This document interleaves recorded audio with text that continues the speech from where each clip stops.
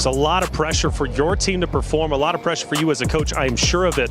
But before we get into that discussion, what is it like to represent the home team and have the biggest crowd out there supporting and screaming Team Falcon? It's always nice to have supporters supporting us all the time. It's I wouldn't really say it's a pressure. It would motivate us to do good. Today we didn't really do good. We have done some mistakes, but we definitely...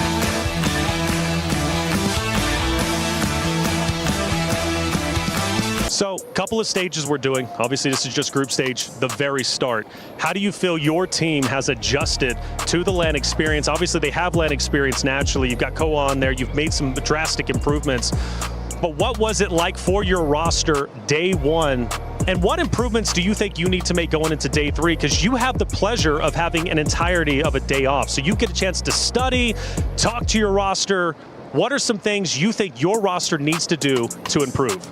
I think we just need to adapt on the lobby.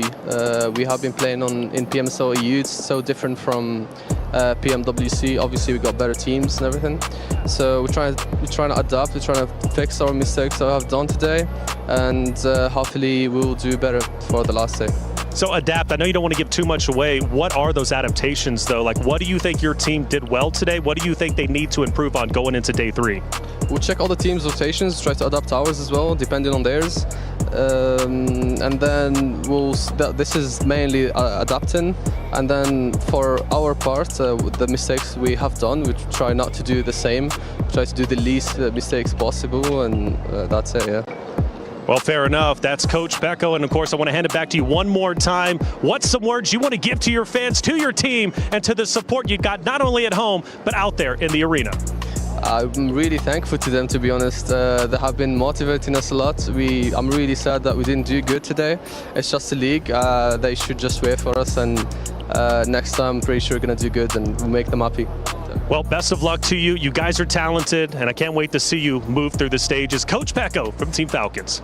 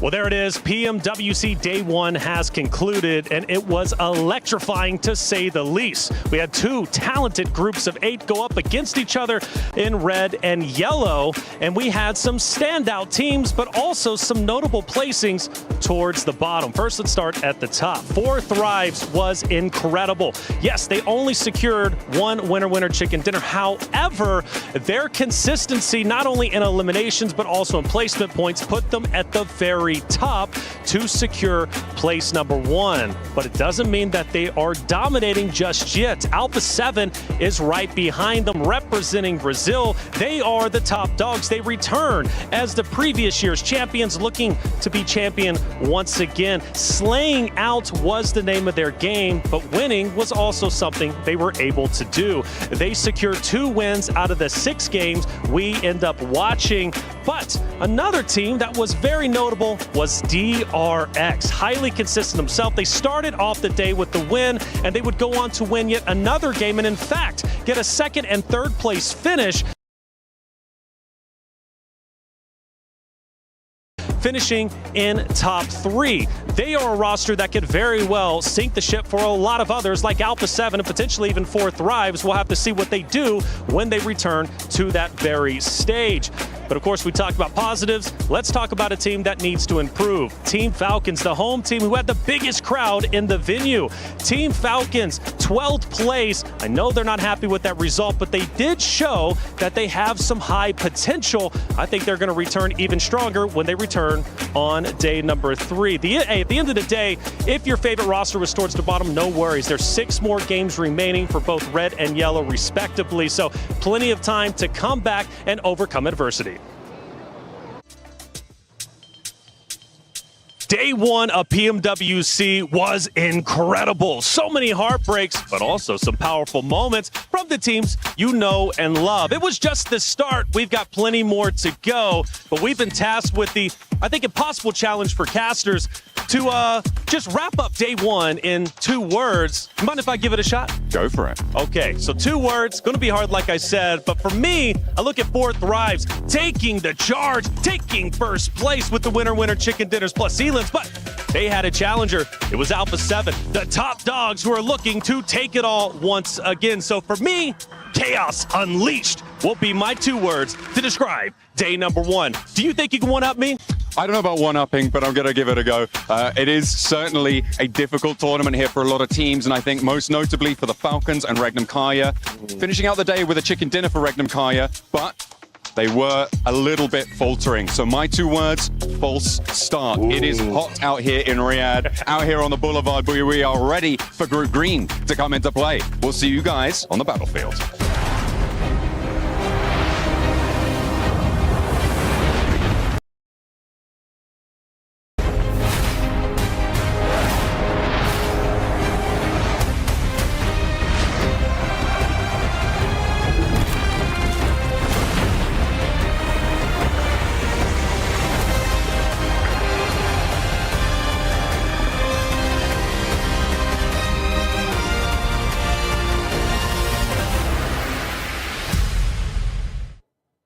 Everyone, Maxman and Niptura here in front of the beautiful keys from all of our beautiful teams here at PMWC 2025, and we're here to talk about the top of the leaderboards, and more specifically about Alpha 7 and DRX. The Alpha 7 in particular had an amazing start here at PMWC. They really did. I mean, 2 massive wins coming in. I mean, that Miramar was huge for them. And then on the Erangel, 2 players winning against 2 full spots as well. Huge stuff coming in from the reigning champions of last year's PMWC. Yeah, of course, they're trying to defend their trophy here once again, this time in Riyadh. But when it comes to players for Alpha 7, I was very happy about Mafioso in particular. Yeah. You're looking a lot at Revo, Carrillo, but here with a mini 14 on that Miramar game you were talking about, he was putting on an absolute clinic. And I do wonder if we can see that happen again on their 2nd day's worth of play, because let's not forget, they're not playing today. They have that break, which is very important for teams to fully use to do research to get ready for their final day. It really is. I think we're going to be seeing a lot of teams try to catch up to A7 in today's matches just because they aren't playing today. One of those teams is going to be DRX, right? 1 point behind on the leaderboard so far. 1 point separates them. Today, they are going to overtake them. But can they get enough of a lead now where A7 can't catch back up tomorrow? I'm a little bit scared about DRX because we saw, of course, them get also 2 wins, just like Alpha 7, but outside of their wins, they get a lot of 0-point games. And that is a little bit scary because their bad games are very bad. I want to see some better bad games, which I know can sound a bit weird, but just a few eliminations, a few placement points, they would be looking very comfortable to make their way straight into the grand finals here at PMWC. Though another team that I think is going to be interesting to mention here that maybe didn't quite perform on the same level as DRX and Alpha 7 is Team Falcons that had, I think you said, a good start, but did tend to fall off a little bit towards the end. Yeah, it was a really good start for them. I mean, we talked about it after game 1. I was really impressed with how they played. They came out guns blazing, but then they kind of just fell off and it kind of just went down from there. And it was really unfortunate to see. Maybe tomorrow they can bring that back up, but we did talk to the players and the coach after the games as we were all heading off back to the hotel, and they did have a few things to say about the Miramar, didn't they? Yeah, it's mostly about scouting, getting information and knowing exactly what kind of play you want to make based on that information they gathered. So I think the scouting is going to be focused on quite a bit more going into their second day's worth of action. So you know what? What position can Falcons be in? Do you think they can make it right into the finals? I would hope so. I think they definitely can. If they can get the scouting back in order, then yes. Yeah, I heard Pekka can do amazing magic tricks. Hopefully he can do a magic trick also in the game. But with that said, we're going to go and throw it right on over to 7 and Blank.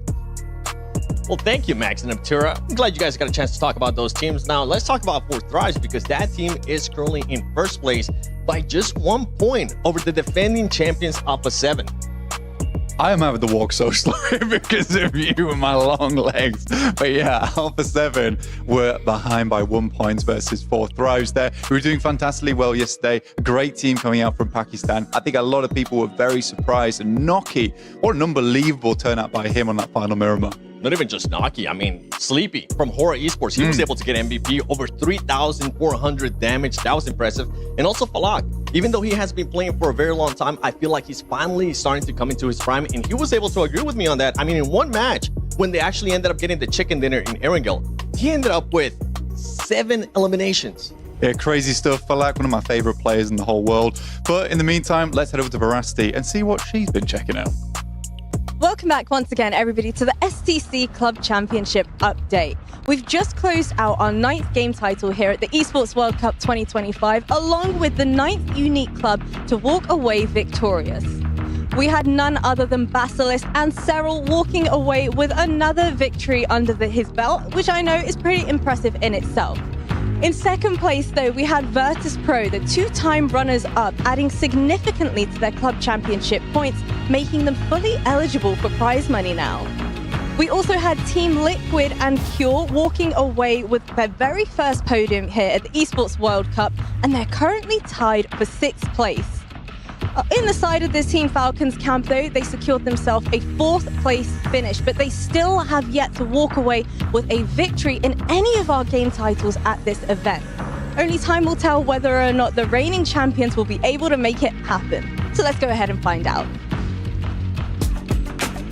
Well, thank you, Veracity. Yes, we're going to get started here with day 2 of PMWC at EWC 25. Yesterday, we had plenty of surprises. I mean, Fourth Thrives from Pakistan, as we were mentioning earlier throughout those videos, finishing in first place and getting really, really close to Alpha 7. But before we even dive into all of that, how are you feeling, Natura? I'm feeling very good about everything that's gone on so far. Very good. Yes, Max, I know. No, Team Spirit's not here. Hey, okay, for the record, he said it first. It wasn't me. Yes, even though Team Spirit's not here next year. Next year. Anyway, yeah, I'm feeling really good about today in particular, based off of what we saw yesterday.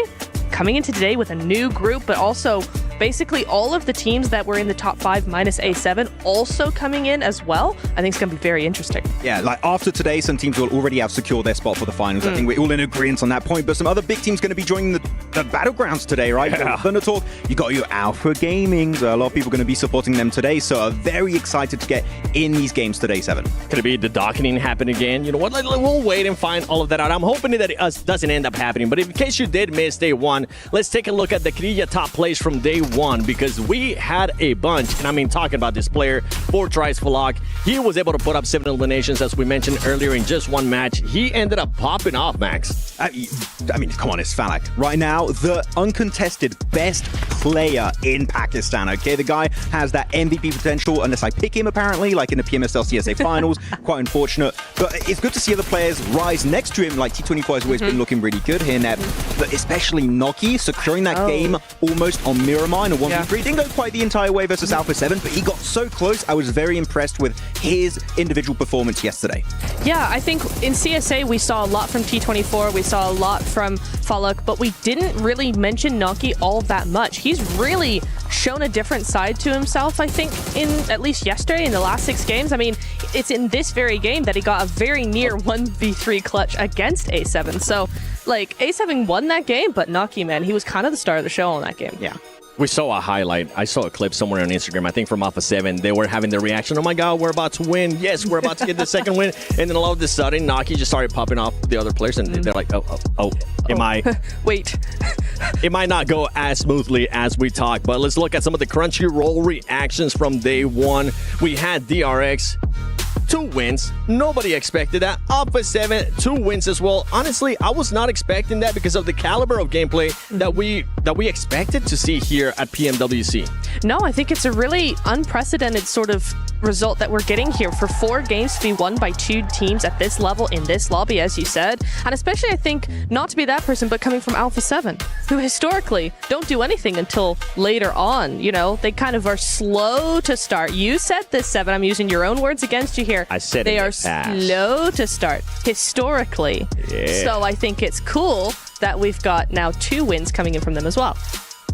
I'd agree. Yeah. And Alpha, you said everything. I can't take anything off the back of that. But no, GRX and Alpha 7, they're looking great. They already secured their spot, in my opinion. If they don't have a horrible 0-point day, I think they're good to go. So, you know what? We're going to have at least South Korea and Brazil making it there. Well, the good thing for Alpha 7 is that they're not going to be playing today. They're going to get a chance to kind of sit back, relax, see what the other teams are going to be doing, and see how they can maybe adjust to stuff that they saw from yesterday, because there was a lot of surprises yesterday, as we're going to be taking a look here at the overall ranking after day 1 for Thrives. As we mentioned, first place by just 1 point, and the fact, Max, that they are just so close to Alpha 7, it's what's so impressive to me. I want to see how big a gap they can create. Not only for Thrives, but also DRX against Alpha 7, because they're the reigning champions. They're going to be your main competition going into every single stage here at PMWC 25. So you want to see how that's going to be working out for those 2 teams in particular. But I want to go a bit lower here, and I know this is a team that you're quite passionate about also, Neb. Yes. It's going to be Team Secret. No chicken dinners, still up there in 4th place, just above Regnum, that did get a win in the last game yesterday.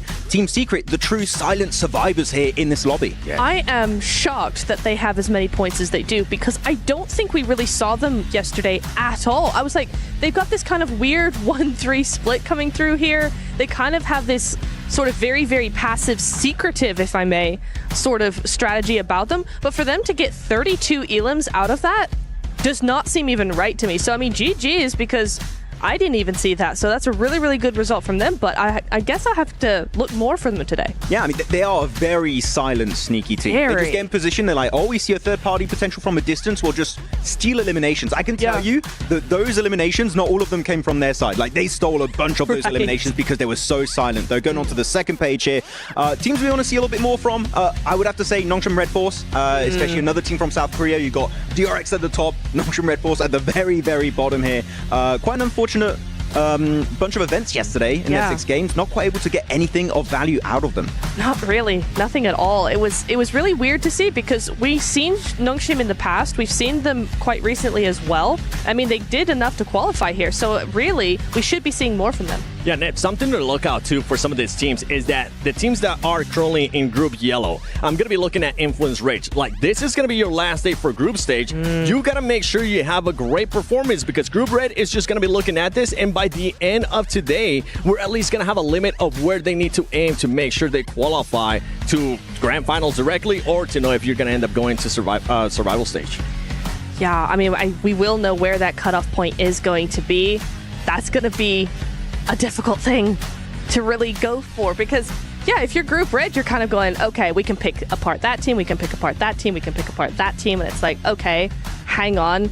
Group Yellow really have to do something. Group Green as well, they're going to be under a lot of scrutiny coming into day number 2, because now they're going to be like, okay, now we've got Group Red, the group of death that we've seen coming in here. At least that's what they've been called. Actually, though, I do want to kind of change that, because Group Red, so far has not been the group of death. It's been group yellow.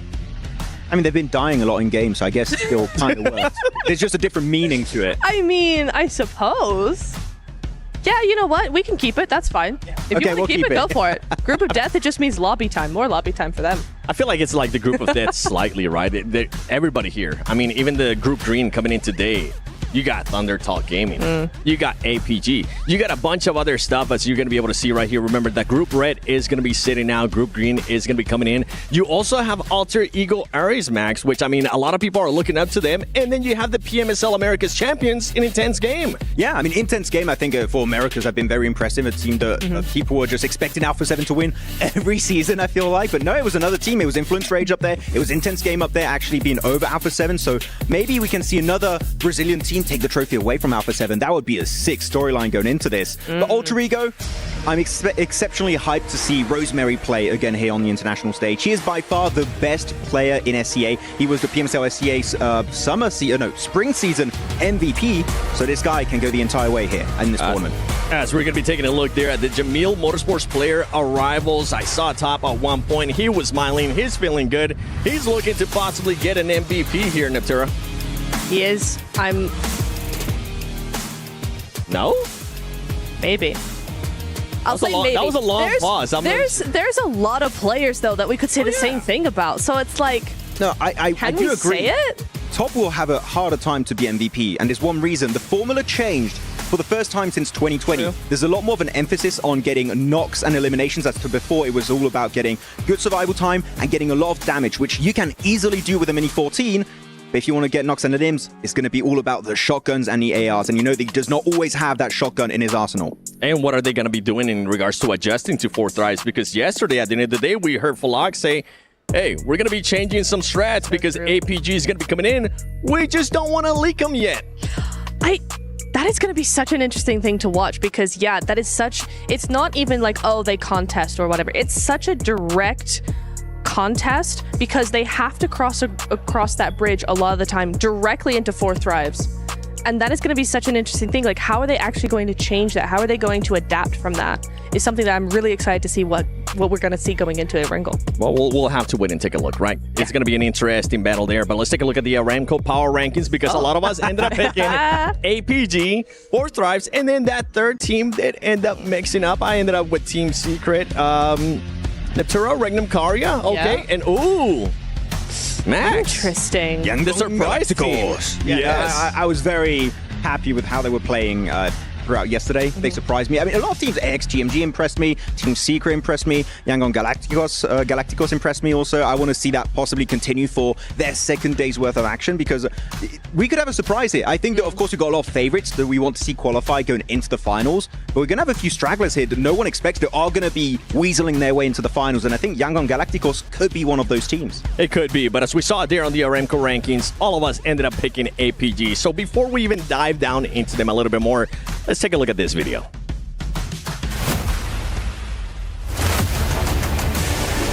They go by a new name, Alpha Gaming, but this roster has been growing.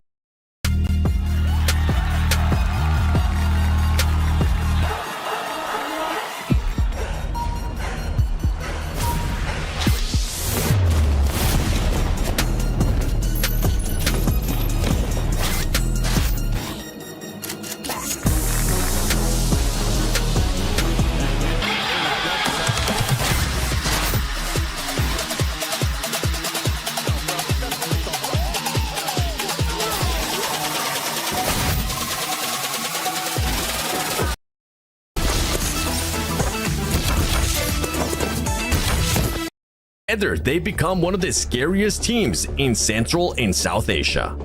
At the 2025 PMSL CSA Spring, they left no doubt 216 points in the survival stage with 3 chicken dinners, 170 points in the finals, and 2 more wins. They walked away as champions with the title, the prize, and a ticket to PMWC. Now they head to Riyadh. For Doc, it's a chance to lead his team into history. For Top, a shot at a global redemption. For Seoul and Reefus to show just how dangerous they are. This isn't the star of their story. Alpha Gaming is coming, and they are not coming quietly. Well, Max, I was kind of hinted at it there at the beginning of the show. Neb, you kind of heard it too. Is the docketing going to be happening? And you know what? Before we even get a yes or no, explain to the viewers what the docketing is. Okay, for those who did not watch PMSL CSA, docketing is a very important thing that keeps happening for Alpha Gaming, which is Doc being like, sorry guys, I'm going to go 500 meters away from the rest of the team and do my own thing. And usually that results in him going out early or his team getting squad wiped. And because of that, the survival time goes down, they don't win games, and it really hurts them. That's what happened in PMGO, right? He got MVP Doc, and the rest of his team was so low on the ranking. It was just a crazy bunch of events happening back to back to back in every match. So Doc, hopefully no docketing. Hopefully he sticks with his team, which he was doing in PMSL CSA, but he didn't do too much in the Hong Kong Invitational, and that does scare me a little bit. I think it comes down to this. If the docketing doesn't happen, they're slated to possibly win the entire thing. Exactly. If the docketing happens, it's not good, guys. Doc MVP, but no trophy. Yeah, basically Doc MVP. He secures that. That's good. Okay. The rest of it, the rest of the team is like, okay, cool. Have the MVP, that's fun. Quick little theory here, because we did see in the interview that 4 Thrives have a game plan to take care of Alpha Gaming. What's Alpha Gaming's response going to be to that? Because they saw that interview. I can tell you, they saw that interview happening with Taylor. Ooh. What's the game plan? Right? Probably the docketing. About it. They're probably going to be thinking about what's going to be happening in the bridge, because that's what Falak from 4 Thrives was saying too, right? They always end that meeting in that western bridge. So I'm pretty sure they're just going to be adjusting those strats. I'm hoping, though, that when we end up going into Sandhawk, I don't want to see as many hot drops. You want to see hot drops? Yes. It's fun. Boot camp. Ooh. Okay. Alpha Gaming. And? I'm not sure. I think someone's going to try and contest it on the rotate around them. Maybe Influence Rage. Yeah, it is a team that does end up going there. But I mean, as we're getting started, Sandhawk, I'm looking forward to seeing who's going to end up winning that first match. I'm looking forward to seeing what some of the new teams now from Group Green are actually going to be doing, because that's going to be the big surprise, right? Are they going to be starting off slow? We did have some teams yesterday where they started off very hot and then it slowed down, and vice versa. But with all that said, I'm ready for Sandhawk. We're all ready for Sandhawk. I'm pretty sure you are. So let's send it over to the stage.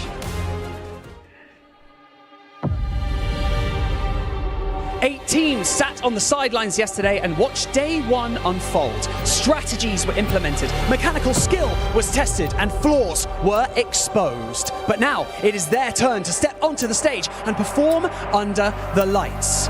It's gonna be absolutely wild, and I cannot wait. My name is Barney Banks, and I am your host for the 2025 PMWC at the Esports World Cup. And let's keep that same energy going as we introduce our teams for day 2 of the group stage, kicking things off with Team Secret.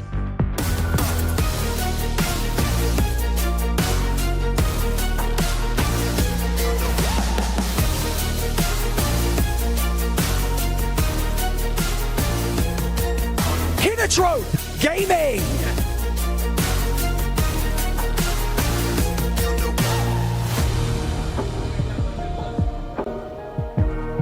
TT Global.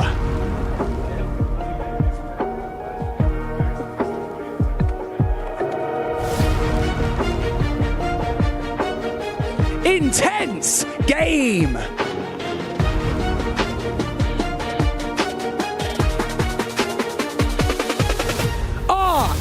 Esports.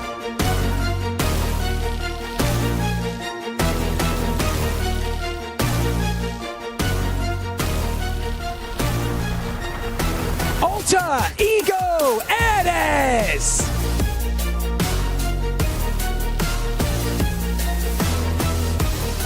Yangon Galacticos.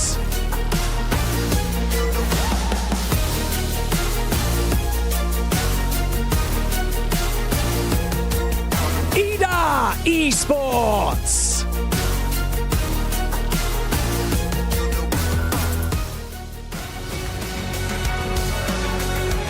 Influence Rage.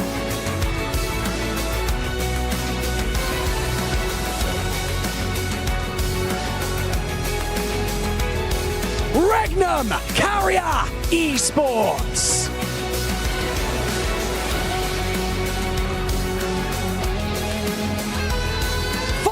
Flux Esports.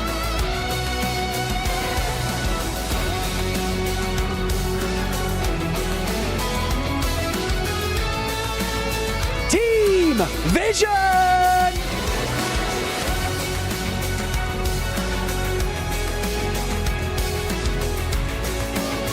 Gamax Esports!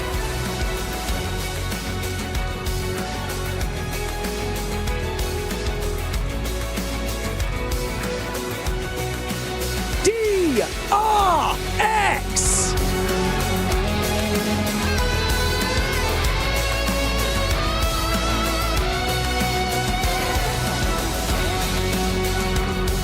Alpha Gaming!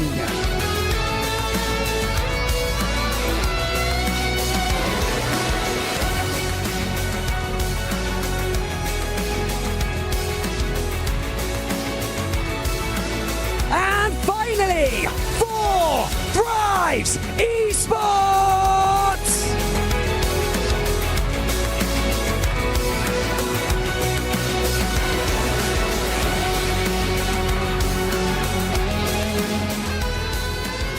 We have some of the most feared and respected teams in the entire world ready to go toe-to-toe on the main stage. Truly, anything can happen. We know in our heart of hearts that each and every one of these teams has the ability to lift that PMWC trophy. The only question is that when the lights go on, will they be able to handle the pressure? And so with that being said, sit back, relax, and let the carnage commence. I love that we have 4 Thrives there at the end, as they are currently the team that's being hunted down by everybody else. The question becomes, Neptura, can that team hold that lead? Even though it's just 1 point, remember, as Max said, they are going to be trying to create a gap as Naki's just flexing those muscles right there. Or are they just going to end up crumbling under the pressure? I think they're going to continue how they've been going. They look very, very strong to me. They look calm, they look confident, they look very chilled. They know what they want, and they know how to get it so far. So yeah, I think that as long as they maintain that cool, maintain that composure, we should be looking at a really good day from them again today. I think one thing you're going to be looking at, though, Max, is going to be looking at that consistency from the team when it comes to decision making, because yesterday they had some questionable decisions. They got a little bit indecisive at times. Me and Nepturo were having a lot of back and forth about this, that we saw some games where the execution was on point. It was absolute fire what we were seeing from 4 Thrives, and sometimes they're just not in a very advantageous position. The circle is moving away from them. They're like, well, what do we do? And unfortunately, if you keep delaying making a strong decision, you are going to put yourself in a really bad spot eventually. Teams are going to be in way better positions than you, and you're going to have to crash to just survive the next circle shift. So I want to see them go for big plays and just commit. Even if it's a bad play, you know what? Sometimes bad plays happen. You have to commit to a bad engagement. Do it as a team. Send it early. Do not let teams make decisions for you, because otherwise you're going to get pushed down in the leaderboards way lower than where you really want to stand. And one team that kind of surprised us a bit yesterday as well throughout the whole day, right up until the end when they ended up getting a chicken dinner, was Rangnim Karya, Max. I mean, out of all the points that this team had, they had 16 placement points, 10 of them coming into that last game. They cannot allow that to be the same case here going into the last day of group day for them. I'm going to be also a little bit critical about Rangnim Karya on that one win of yesterday. Yes. I think the reason why they won it is because of a DRX mistake, where they gave the high ground position for free. Sure, Silas saw that there was a mistake being made, like, oh, I can capitalize on this position. I can take the high ground away, and off the back of that, we get rid of Team Secret, we get rid of DRX, we get the win at the end of the day. I do love that execution, but it was kind of given to them. I want to see PMGO Rangnim Karya here. That is the Rangnim Karya level gameplay I want to witness in these matches, because if they do that, this is a team that can take home PMGO trophies, PMWC trophies, PMGC trophies. They can win global tournaments if they bring the absolute S+ tier gameplay. We just haven't seen it just yet. And up to another team, I mean, DRX, that's one that just kind of comes to mind, right? They ended up getting those 2 wins yesterday. Outside of those 2 wins, it was only just 5 placement points for this team. Are you looking for them to change anything, or just keep doing what you're doing and hope that you get another 2 wins today? Hard to say, because, you know, the strategy that they're doing got them 2 wins, but as you said, it also got them only 5 placements the other, 4 games? It's kind of insane. No, I think that they probably have gone home after yesterday, gone, what was the issue? Why has that happened? I wouldn't change too much at this stage. You know, it's working to a point, and if you change things too much, you're going to overload the system. You're going to actually just confuse the players. So tweak things, maybe a couple of points, just 1 or 2 things, not the whole thing. Just keep what they're doing. bit by bit, just tweak something. Yeah, I'm going to sound like a broken record, but it's very important to see how your bad games are, right? If you can just get a few placement points, I'm not asking for a lot, just 1-2 placement points, you get 1-2 eliminations over the course of a tournament, that stacks up to like a lot of extra points, double-digit points very, very quickly. So you want to make sure that your bad games are still relatively good, and that will allow you to just be a lot more comfortable and have peace of mind. Yeah. Because then you just know, okay, it's fine, we sure didn't get a chicken dinner, we get a few points, we're still comfortable, we're not playing under pressure. Because when you start playing under pressure, that's when unfortunately diamonds become a big lump of coal. And one team that you were talking about earlier too, Max, was Yangon Galacticos. They ended up with 31 eliminations for the whole day. On top of that, followed up with just 11 placement points. For this team, I mean, I feel like we got a big surprise out of them when it came to Sandhog, especially Sandhog, because I think they ended up with something along the lines of 14 elims total. For them to have most of their elims, half of their elims just in one match, are you looking to see something different out of them today? On the Wrangle, more specifically, right? Sanhok, it's good. Happy to see them get a good game over on the Sanhok on the jungle map, but you want to have good maps on Miramar, and most importantly on Wrangle, because this is going to be your bread and butter. Literally, if you do not do well on Wrangle, which is like, why are you not doing well on Wrangle? Like, we've had this map for like years now since the game came out, but you are going to be losing a big chunk of those possible points. And all of the teams that are currently at the top, guess what? They've got wins over on Wrangle. You're looking at DRX, you're looking at Alpha 7, you're looking at Fourth Rise. They're all up there because they can perform well on the grassy pastures, as Kalaris would tend to say. So we need to see more presence from Yangon Galacticos here on Wrangle. No, I agree. I think it's something that you really want to see. It's okay for teams to be really, really good at Miramar, for instance, rather than Erangel. As long as you have a decent game on Erangel, then yes, Miramar, it's okay to be really, really good at that map. We've seen that from APG. We've seen that certainly from A7 in the last, in yesterday's games as well. So that's fine. It's the problem comes in when you get all your big elims, all your big points on the Sandhawk, and then you're looking at going over and then just not doing a whole bunch of anything. Now, Neptune, I'm over here just before we saw Rosemary and Alter Ego Aries, I was pointing at the screen because we ended up seeing Kinotrope Gaming, and I know that's one team that you've been kind of hype on. I love this team, actually. I've seen them once in the Hong Kong Invitational. I thought it was awesome. I thought they were awesome. They didn't do too much after a couple of days, right? But this is a team that has almost zero experience. They only have Ozzy-san at global level, with global level experience. The rest of the players have regional experience only. So for this team to come in, be grouped up in roughly a year they've been a team, and come from, in a year, from not doing really much of anything global to now at PMWC, now fighting against a lot of global teams with much more experience and doing very well from what I saw. I'm excited for this team. And it's exceptionally hard because everyone in their minds, when they think of Japan, they think of Reject. Yes. Right? And you have to live up to those expectations that you are replacing Reject, not because like you just got swapped, but because you qualified instead of them. Yeah. And it's a lot of pressure, really, because now all the Japanese audiences look or else. So true. Or else, I don't know what. Or else, yeah. Put mean comments in the chat, I don't know, maybe. They're Or gonna else. get DM'd on Instagram. Yeah, it's going to happen. Don't worry, though. Max tries to reply to every single DM that he ends up getting. Right, Max? I'm struggling. I'm trying my best. If I didn't reply to a few messages, I'm sorry, but I'm giving it my best.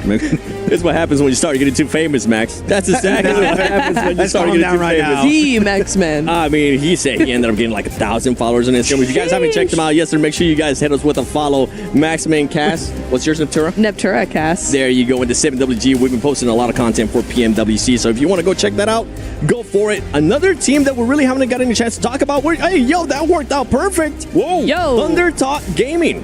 They do have a player, Max, that a lot of people are saying that he's more than likely going to be the MVP. It is Jing, and not King. Okay, a lot of people know is this Jing. A lot of people are going to be looking Confirmed? at him. Confirmed. Okay. Officially. Confirmed. Okay, Okay. no, Jing is the front runner here for the side of Thundertalk Gaming, and he's been doing really good locally. I mean, this is a team that we keep seeing winning PL over in China, but that transition from playing in China to making it here to global, the rotations are still good, but that fragging power from the Brazilian teams, from the CSA teams, from all of these squads is just so much higher than PL, in my opinion, that they just go into a concrete wall. And that is just the CQC fighting capabilities of all these teams that they really struggle with. If they worked on that, then there's maybe potential. The rotations, we know they're going to be good, but Thundertalk, for me, I would not favor them instead of the Weibo, because Weibo have way more international and successful international experience. Yes. I mean, that's right. The thing, as you mentioned in the past too, and something that we talked about in the past, is that with Thunder Talk Gaming, this team just kind of tends to crumble when it comes to global. I'm hoping that's not going to be the case here coming into today, especially after they got a chance to see what some of the other teams are going to be doing, which leads me to a completely, I guess, kind of in the same side of the world, but for Alter Ego areas, Rosemary, Rose Carey, as we usually like to call them, what are the expectations for this team? Obviously, I know everybody wants to be able to get the win. It's not feasible, even though we wanted to. There's no participation prizes here besides the prize pool. But what are we expecting out of this team, Max? I was talking with the Indo talent, and I was talking with, in particular, Jelly, and she told me, apparently, Rosemary is the SEA doc. He just leaves his team and does the Rosemarying, we call it apparently. So he does a similar thing to Doc, and he just plays away from his team gets eliminated, or he gets eliminated as a solo. We also don't want to see that. Hopefully he can stick with his team, and if they do, maybe this is going to be the one chance for SEA to do well here at PMWC. The docketing, but for we'll think of a name. Okay, we'll think of a name. Before, while we're thinking of a name, let's take a look at this. Oh, hold on. Hold on. I was taking a second. I was just enjoying that little flex of the jersey. There you go. Now that we have Rosemary, let's take a look at this video from Alter Ego Aries. Magic! Pecco, you got to learn from him. What was that?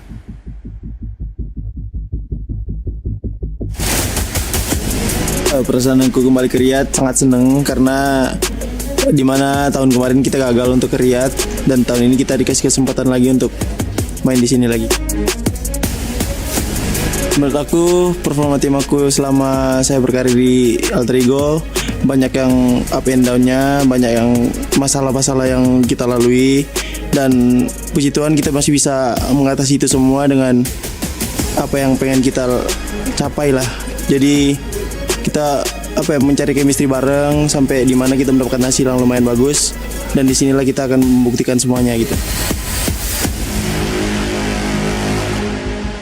Kalau untuk ditanya sebagai kayak terpressure dengan fans atau apapun itu, sebenarnya aku tuh menanggapinya dengan secara positif, yang dimana kalau itu pun tekanan dari hujatan dari netizen atau apapun itu, ya kita ambil dengan secara positif aja. Mungkin mereka peduli sama gue sendiri, jadi ya bodo amat lah dengan apapun itu.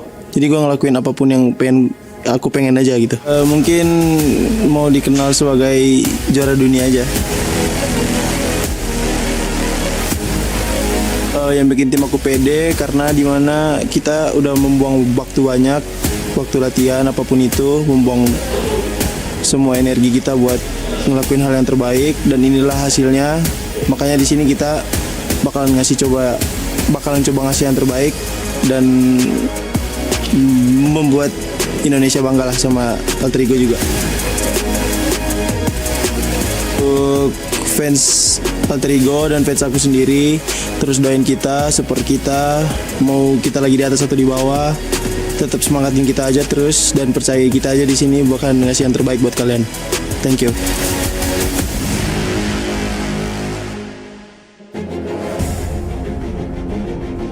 Well, Max, that was an amazing magic trick that we got a chance to see before. I was so impressed. I just had to cut the outro. That was, oh my god, Rosemary. I wish everybody would have been able to see your face, because you look at like a kid at a candy store. I can't even do that. Like I don't know why, but I don't have good control of my hands. I struggle. The coordination's not there, okay? It happens with the glare. It happens. Now, I want to move along. We got a chance to talk about all the teams pretty much that are going to be playing today. I want to talk about some of the teams that are not going to be here, that are going to be getting a chance to just sit back, relax in their hotel room, take a seat, and look at strategies that some of these other teams are doing. One of them that was able to kind of perform in a way good for my liking was Hora Esports. Yeah, I think Hora played, honestly, I'm going to be super honest, I think they played okay. Yep. I don't think they played super like we are used to seeing them. I think there was a couple mistakes, a little bit of hesitancy coming in them, particularly in the last game of the day yesterday, where I think we talked a lot about this, Max, where they were like, you wanted them to go after the high ground next to DRX, and then I want them to go and try and get fourth rise on the north side. They did neither of that, and they kind of just fizzled out, got taken out one by one. It was something that I'm not used to seeing from Hora, that they were trying to control, but they just didn't follow through, which again is what we've been talking about as well with like fourth rise, is they just weren't following through with the execution of what they wanted to do. Yeah, they got top 8 in the end. Yeah. They did get top 8. That's fine. That's cool. But coming into tomorrow, we need to see, I think, a lot more from them if they don't want to go to survival. Yeah, I mean, one good thing is they're playing the last day. It's not like they're just That's true. sitting on the couch in a hotel room like, okay, please, guys, everyone suck in these games. Please have horrible matches, so that's going to be enough for us to qualify. I actually the owner of Horror CR7, he said like, no, the guys are looking confident for tomorrow's matches when they start playing. They are wanting to initiate a bigger comeback, hopefully to be nice and comfortable in the top 8. I wouldn't be surprised if they do go through survival though, but I do think they could make it through survival. So even if they don't make it and qualify from the start here in the group stage, don't worry, there's still hope here lingering in the shadows for Horror Esports. Ooh. I mean, they got plenty, right? They ended up in 8th place with a total of 38 points. I feel like I agree with what you were saying, Neptura, and I feel like they at least put themselves there in a position where they can make it to the grand finals directly from group stages, and that's what you want to see. Now, there was a team that I felt like it was a favorite coming in. They started off slow yesterday in day 1 max, and then they started to turn up the heat, and I'm talking about Weibo Gaming. Yeah, I mean, Weibo, I was talking about this team with Jackie a little bit earlier and how they were playing, actually going for these interesting splits and sometimes struggling to regroup and getting kind of overwhelmed by the fragging power from some teams. Yesterday, especially on that DRX win on, what was it, Erangel? They had a really good entry point. They didn't really have to fight too many teams to get in that position in the first place. And then they just kind of give a really huge amount of terrain over to DRX and get completely cornered against the side of the blue zone. And they can't do anything off the back of that, get picked off one by one. I think they need to be careful about their timing. Timing is very important in a lobby like here at PMWC. You need to be a little bit quicker because otherwise if you're slow by even just 5-10 seconds, teams will see that opportunity and they will take it for themselves. Yeah, it's interesting that you say, talking about timing, talking about sort of the control that they were having, because it is something that we did see, and something I noticed is that they really were trying very much to control and time that control very well. But as you said, they kind of gave a lot of that high ground over to DRX, gave a lot of control over to the zone. I do like how they keep to themselves. They kind of stack a little bit, keep to themselves off in the corner, and then they will actually spread out and try and get that. We saw in the last game of Miramar as well, game number 6. They were doing that. They had large control over the north side of the zone, but then the zone just ended up messing them up. The circle shifted down to the south. There's nothing they could do. But still, the thought was there. That zone control was there. And coming into their next few games, I'm kind of hoping that we're going to see maybe something built on top of that foundation. I would have to agree. I think there's definitely a lot of potential there. It's just slight improvements that they can definitely take. Again, they're not playing today, even though we're talking about them. So they're going to have that one day to prep. And also, you can watch your direct competition today. You're going to be watching the group that are going up against tomorrow. So you can see how they drop, how they rotate. If there's any changes between scrims and the actual main tournament itself, they can get ready for that. They have all of the information available just in front of them, really, to make the best kind of play and changes that they can go for to hopefully make it right into the final. So Weibo, I'm very confident they can make it. It's about, can they make those changes in time? That's right, and just a fun fact for me, it was that Sook wasn't using the explosive bow, which I was highly disappointed. Yeah. But you know what? I'm glad that you're being able to adjust with what's given to you. But I want to go back. I know we're getting ready for the first match of the day here in day 2 of PMWC at EWC 25. I want to take a look at the overall again, because we're talking about some of these teams that are currently not here, like Alpha 7. For this team, I mean, at this point, I don't want to kind of see them do anything. If anything, I'm kind of going along the lines of what you were saying in the past too, Max. I want to see some of their worst games be better, because if you look outside of their wins, that is just one placement point. That's not good. I'm sorry. Like, I know that's putting it in very simple terms, but we need to see their bad results getting a few eliminations or a few placement points. I don't care how you do it, you just need to do it. Because if you look at, for example, all global champions we've had in the past, Regnum Karia, PMGO, sure, they get chicken dinners. If you look at their bad games, 3, 2 placement points, 1, 2 eliminations. Again, it stacks up pretty quickly, so you want to make sure that that is going to be worked upon. Like the 2 biggest teams that have been doing that so far have been DRX and Alpha 7. Despite the fact that they did get 2 wins, which are hard carrying them. But then you look at, what if they didn't get the win? Then what? How low would they be? Would they be on the cutoff point of like 8th position? Would they be out of top 8? It's tough to know. But maybe is that part of the strategy, though? Because in some ways, when you have a group stage like this with a rotation of groups, you have to think about the mentality. You have to think about maybe different strategies coming into based on if you're doing day 1 versus day 3. For an Alpha 7, for a DRX, are they looking maybe at going, we just want to go big or go home, get as many points, big wins, get all that momentum, get all the craziness out of the way, and then once they have that gap initiated, then they can use their second day to kind of just flow through, just kind of glide on that. Okay, but I'm going to tell you why I'm scared about my point I just made about inconsistency. I'm looking at DRX in particular. Sure, they got 2 chicken dinners. Remember the circles they got. The one Erangel, the one Sanok. They got gifted amazingly good positions from pretty much phase 2, phase 3 going forward. You're kind of right. If they didn't get the circle, would they have still had that good a game? Would they get in top 5 or top 3, get a few eliminations? If they don't get good circles for an entire day, which happens to teams, I think they would be way low in the rankings. I think they would be on the second pages. Whoa! So I want to see them get a game where the circle is not quite in their favor, even though, again, they're not playing today. Talk about a Dr. Suleiman Al-Habib hot take right there, Max. Let's go over to the second page, though, because I want to see where some of these other teams are also going to be at. I mean, you got Influence Rage currently in 8th place. That is a team that is also going to be in their last day of group stage. I want to see them be able to do a little bit more. I think this team, I honestly thought that Influence Rage was going to be outperforming Alpha 7 coming into the first day. That is not the case. Actually, I'm really happy you bring up Influence Rage because we're going in Sanok on this first game. Yep. They drop in boot camp. Alpha Gaming usually like to drop there. Boot camp. Yeah, you want to keep going? You want to hit me with the beatbox? No, we're not doing that. No. Do we have a game plan for Influence Rage to leave bootcamp? Because let's keep in mind, going into yesterday's matches on Erangel in Milta, they were fighting power. After the first game, they go back to Saverni up north. I think that's a really good show of respect from Influence Rage. I would like to see that happen again on Sanok because sure, it's only 1 Sanok per day. It's not going to hurt you that much if you go out early because Alpha Gaming are very, very strong in bootcamp. I think that it would be to their advantage here to maybe go somewhere else, even around bootcamp if you want, but don't drop in the city itself because it's messy and teams are ready to third party. Actually, that makes me go on to another point. Back in MENA, we saw R8 constantly third partying teams trying to leave bootcamp. So that might be a similar game plan here that you're fighting bootcamp. We wait for the fight to like cool off a little bit and then we third party because we have all the resources to take the fight. We have 4 players. You might be down to a solo, a duo, a trio. We can easily take those points early on. Do you think we're going to be seeing that hot drop?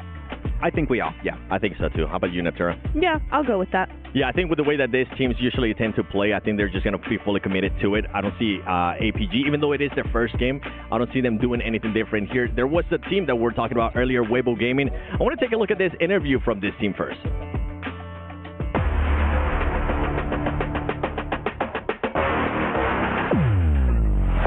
次来到 PMWC 还是比较紧张的，然后也是第一次参加嘛，还是比较开心的。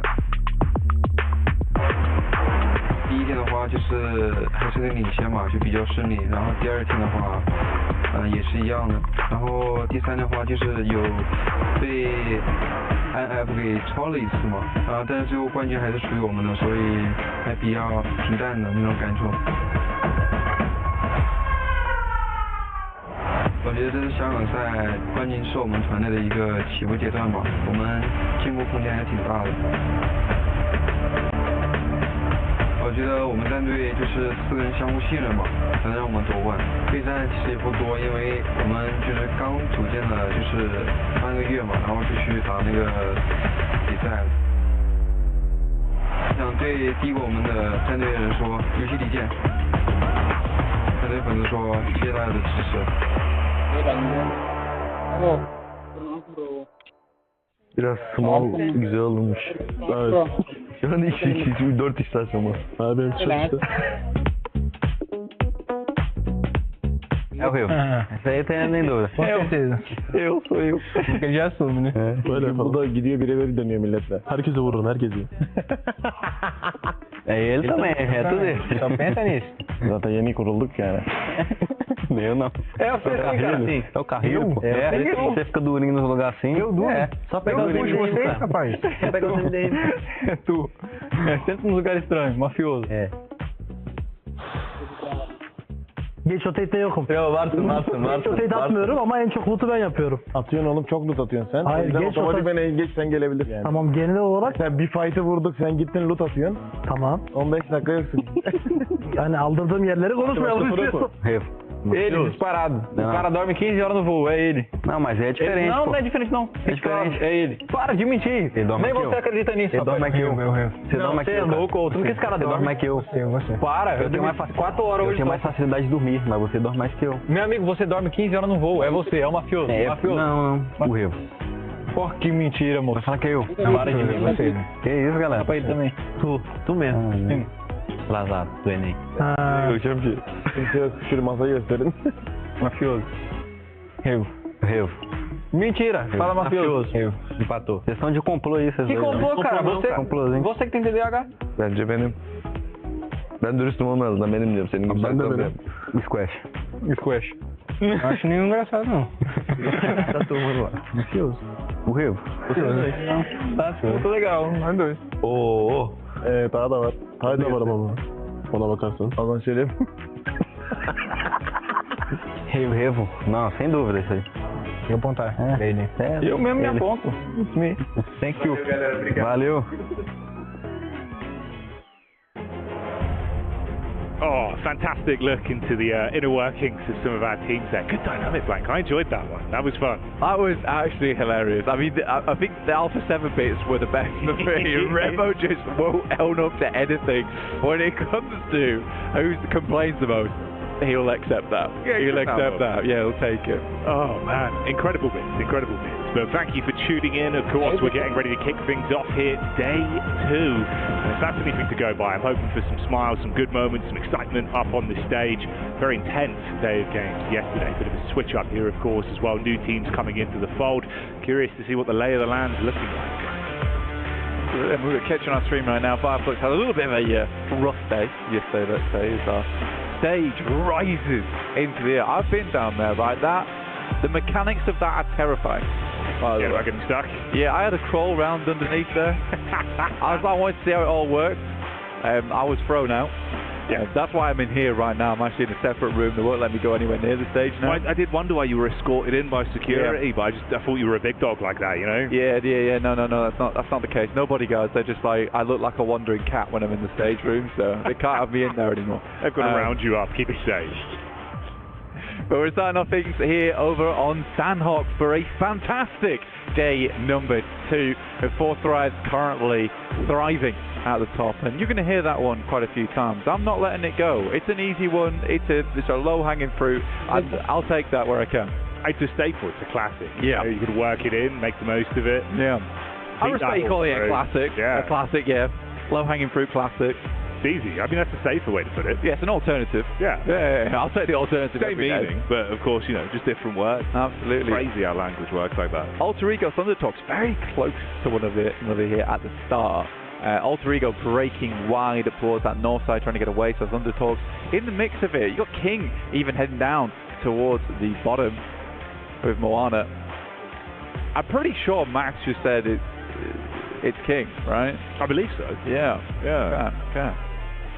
It'd be a risk if it wasn't, He's got me second guessing now. I hate that guy. I love him yesterday. Today, that's annoying. God, 2 sides of every coin for you. Ooh, Alter Ego. Already. One down already. Yeah. This is an awkward drop, honestly. I think when you start seeing shoots with you, I don't think you full commit to sending south. I think you got to go one place only. As soon as you see Thunder Talk, they have control of full of Camp Alpha. What's the point? You got to break elsewhere. That might be just an awkward start to the game for you, and try and work down towards that south side. Now you've got the Northwest Island. There was no reason why they couldn't have played those west compounds. That would have been an easy pickup. I think for Alter Ego, they get spooked there. They get spooked there massively. Yeah. Thrown off a little bit. Seems like Rosemary's got a little bit of damage back over as well. Knock picked up there. Of course, dialing in at the minute. We get to see a little bit more from Yangon Galacticus. I think they looked really crisp yesterday. So obviously a good start on a drop could be a nice way to get them straight back into that same mindset from what we saw on day 1. Yeah, I mean, day 1, Sandhawk for Yangon Galacticos. Fantastic 14 elim throw to pick up there. So it was a really, really good first match for them. Kind of fell off a little bit towards the rest of the day. You can see there. 42 points though. So they were bringing it back over on the final 2 Miramars, but the air angles looked a little bit lackluster from game 2, game 3. Not bad so far though. Scent of Rosemary certainly in the air. You can see he's still keeping himself above water with some of the pickups back over. Was that initial knock, full takedowns, obviously leaving the free Yeah. I mean, for Krafton, again, it's like, your entire team's sent out. Yeah. No one's with you. I don't know why he tried to go for a solo drop inside of Camp Alpha. Maybe there's miscommunication there. It wasn't made fully clear. And he's already full committed over towards Camp Alpha. He's like, where's my team? The boys are not to be seen. They could have easily had center northwest on the hilltop. I don't know, man. Bit of a weird one, but they can adjust. They can adjust. Yeah, we'll see if they can bounce back from it. A little bit worse for wear. Seems like they've got some to work with, though, topping themselves back up. But Yangon Galacticos actually leaving that engagement. Smile takes a lot of damage, actually. Coming through from R8. Do you send them off? They'll take the entirety of Paris Resort. Doesn't really matter too much. I think for Yangon Galacticos getting out from Paris Resort early, especially when this is leaning over towards that northwest side, you're wanting to get away from it early. It's not the greatest of positions to be in Paris Resort. Getting locked in there as well is a very easy thing to do. I think it's more of an ego thing as well, where you really don't want to lose that fight in Paris Resort. But with the fact that for Yangon Galacticos there was a free rotate down towards that southwest side, I think that shows character. It shows maturity. Yeah, it definitely does. I think it was nice as well because obviously it was the mid-portion of that game one for them where they really started to turn up the heat and just kept compounding it. They had a good read on when to get stuck in with the third parties. Rotates were nice, obviously. Rough early game would not be the ideal recipe going into this. Rigo again, though, it's Moana being absolutely unloaded on from the sidelines. DBS up close. They give him no distance to playoffs. Zol's able to grab that one. Full commit. Another man goes down from the squad. This is a ridiculous team, by the way, for Alpha Gaming. I mean, if it's your first time seeing them, they have many players that have been up to the hippity top of the international level, with Ziol on the team way back when on Zeus Esports, getting huge amounts of work done there for Mongolia. You've got Top coming through, previously Stalwart before they all broke apart, and Doc there as well. And everyone knows Doc's name. I'm sure even if you're not very aware of that team in general, you know who Doc is. He plays in most internationals. Very, very, very strong player. Now, I do worry, though, because it's a team with a lot of personality on board. His vision, though, moving in over towards Sandhawk. Mr. Vision grouped up, looking to rock together. Go for the burst in. DBS is bringing the baseline as the beat comes through. Bit of a shot back over from Vision. 2 knocks instantly onto them. Marcelo up close towards the window side, just baiting off his teammates' contact, looking for the close range engagement. And it's not ideal for Team Secret. 1 by 1, ripped to pieces. And yesterday we saw them performing far better when they could play passive blank. It felt like if they were able to play from a distance, it was good. Here it's a rough early start. You do wonder if Fourth Rise is going to get involved on this. I mean, Falak has seen this. Takes a good angle down towards that south side as well. Gets a little bit of damage in. Will finish off that final player of Team Secret as well. But that's a 3 knockdown there coming through for Vision. It's a hard one though, because you don't really want to give up the bridge crossing on the north side. But also that could have been 3-4 pickups, giving you a bit more of opportunity to rotate down towards that south. It's a tough decision. Here's Alpha Gaming though, once again, coming up against GMX. It's already costly as well. A lot of dividends between both of these teams. You're down to 2 players. Of course, 1 knock there as well, so effectively just a solo. Doc with the nade for the clear on the angle. No real health to play with either.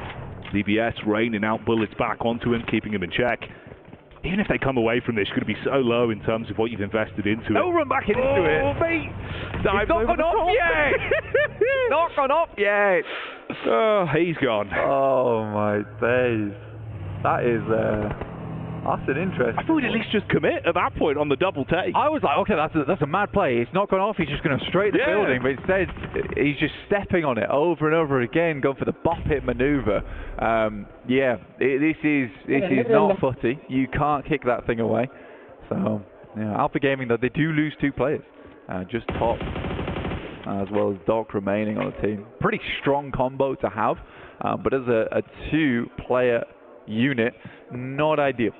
So already losing Team Secret and Gamax and a total of 14 players. 7 minutes in the match. This is getting hairy real quick. You mentioned it as well, of course, with Vision potentially getting dove down on by the 4 Thrives roster. It seems that they are throwing out a few bullets their way to keep them in check and on the move. Yeah, that's a decent shift for 4 Thrives, 100%. And Falak was having a look in. You're right, you're absolutely right. He was having a look in down towards that south side, but now I would say their position in the circle becomes way, way, way stronger in terms of real estate. You do have this difficulty though, Jackie, I will say, where you've got 2 players up towards Hatin, you've got T24 as well as IQ down towards the southern compound on the bridge. You're a bit fragmented right now. If they feel like they can hold all that area, sure. I suppose we'll see if they do overcommit to it. Seems like Falak is still curious if they can actually get anything from it before they back up and play a little bit more for the long game. Could be a risk you run into. You had Rosemary up on the hill as well, just taking shots down, and he was able to find some impact there, of course, towards Alpha. Got pushed up on. It was a rough early fight for them. I think losing 2 from it, considering how they were hoping, obviously it'd just be a quick smash and grab, it's not ideal. They haven't made out like bandits. Yeah, it was 2 fights back to back, right? And they were just forcing that position on the south side, which can actually be a really, really strong place to play and keep you in check for a long time, because it's the slope that comes down from where APG are currently playing down towards Kino Trophy, just making it in now. Thunder Talks currently playing in the Watchtower. You got Intense Game looking their way. But there's another shot coming through from Rosemary. Do some great job on these pot shots. 600 damage already into the match here. Lovely stuff, because I think Kino Troop was trying to find a little bit of presence here, playing up on the cliff tops, but they're disconnected now. And they're quick pop-ups as well. Actually, the shots he's been hitting, you can see how crisp he is from distance, which is nice to see he's still on it. Finding influence here, considering obviously the rough opener they had going into this. Dive in, over the top, Silence getting aggressive. Got the nade ready as well. 3 seconds on the cook. I don't know how he just keeps doing this. Yeah, absolutely is dominating. Just from that one position on high. He's been given so much freedom to rip his way through anyone that dares to step up. Oh, that is going to sting. Smite you back down to the ground. Up close with the DBS. You feel the full force in your chest on that one, Blank. That's decent coming through from Intense Game. A very respective of their region as well, right? It's a very aggressive region that Intense Game play in. They see an opportunity, they're going to take it. And they only lose Rafa as well for in the process. Adrian, very, very strong player on that team. Really, really good fragger. But it's nice to see that Rafa and Silence also having a lot of success there in that engagement. So 4 elims so far coming through for Intense Game. But yeah, Alter Ego, it looked bad. It looked bad. They had to have a bit of a reset there. And try and find some compensation. They didn't find all of those knocks and flushes, but Rosemary's certainly been putting the fear into these teams surrounding them. You love the heads-up call as well, obviously, just playing off one another, have the respect to play from distance, just go for those more solo maneuvers. They're not just thinking, okay, slow this one down massively, look to rat it out. They're actually keeping themselves involved. They've got the gun skill for it, bro, so it makes sense. Like, even with a rough start, just see what you can do, play your own game. It looks a lot more confident as well from Alter Ego.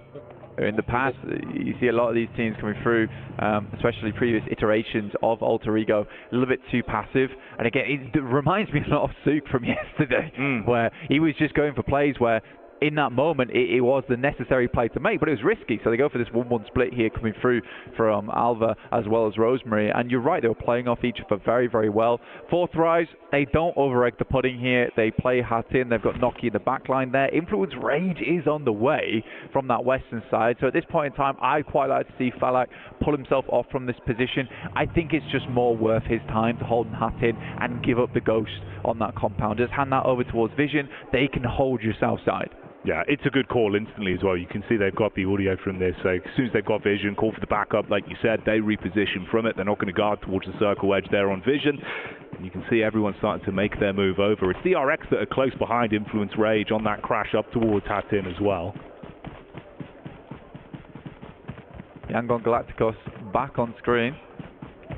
Sandhawk Demons, but a little bit quieter in this one. DRX are backstabbing over towards Influence Rage, using the shallow to get the car across, but for how long will RA be able to hold on to this one? They're heading over towards the compound that Vision would have desperately liked, but Vision is late. Rosemary still finding impact in the elim feed as well, keeps it going, but let's see if they've got crystal clear vision on this one, or if in hindsight it'll be problematic. Getting the nades ready for the burst over. Meanwhile, looking rough as well for Fire Flux as they're being burned down, but still get a knock over onto Lil Boy. So at least some influence there back over onto the Rage squad. Yeah, nades are just primed a lot early here. from Vision. Yeah, R8 does have to back it off, but no one's focused down towards this fight, so R8's not getting stabbed in the back by anyone on that north side. He's got Influence Rage, DRX, Fireflux, who even took a fight in the middle of all that, didn't find anything off the back of it because they got sandwiched between two very hard stale pieces of bread in DRX as well as Influence Rage, which is not a comfortable position to be in whatsoever. Not the sort of sandwich you want, mate. Crumbs absolutely everywhere on that one. Placemat would need a wiping. It would. Or just removing entirely. Yeah. There's no saving it. Rosemary is literally living his movie. Immediately. How much has he done? It's got to be up there. In the thousands at this point. Nuts. Alpha Gaming have Doc very, very close by to Rosemary as well as Alva. Alva's probably passed that information back, and Alva will just find him. Doc's down. For Alpha Gaming, not the most amazing start. Definitely some presence was shown, but only the 5 elims on that match. But it's better than some teams. Better than some teams. It feels like one of these actually where they're kind of just inciting it as well. It's like Rosemary going, feed me more, give more to him. And there's more on the menu, Blank. He's just seasoning the team at the moment.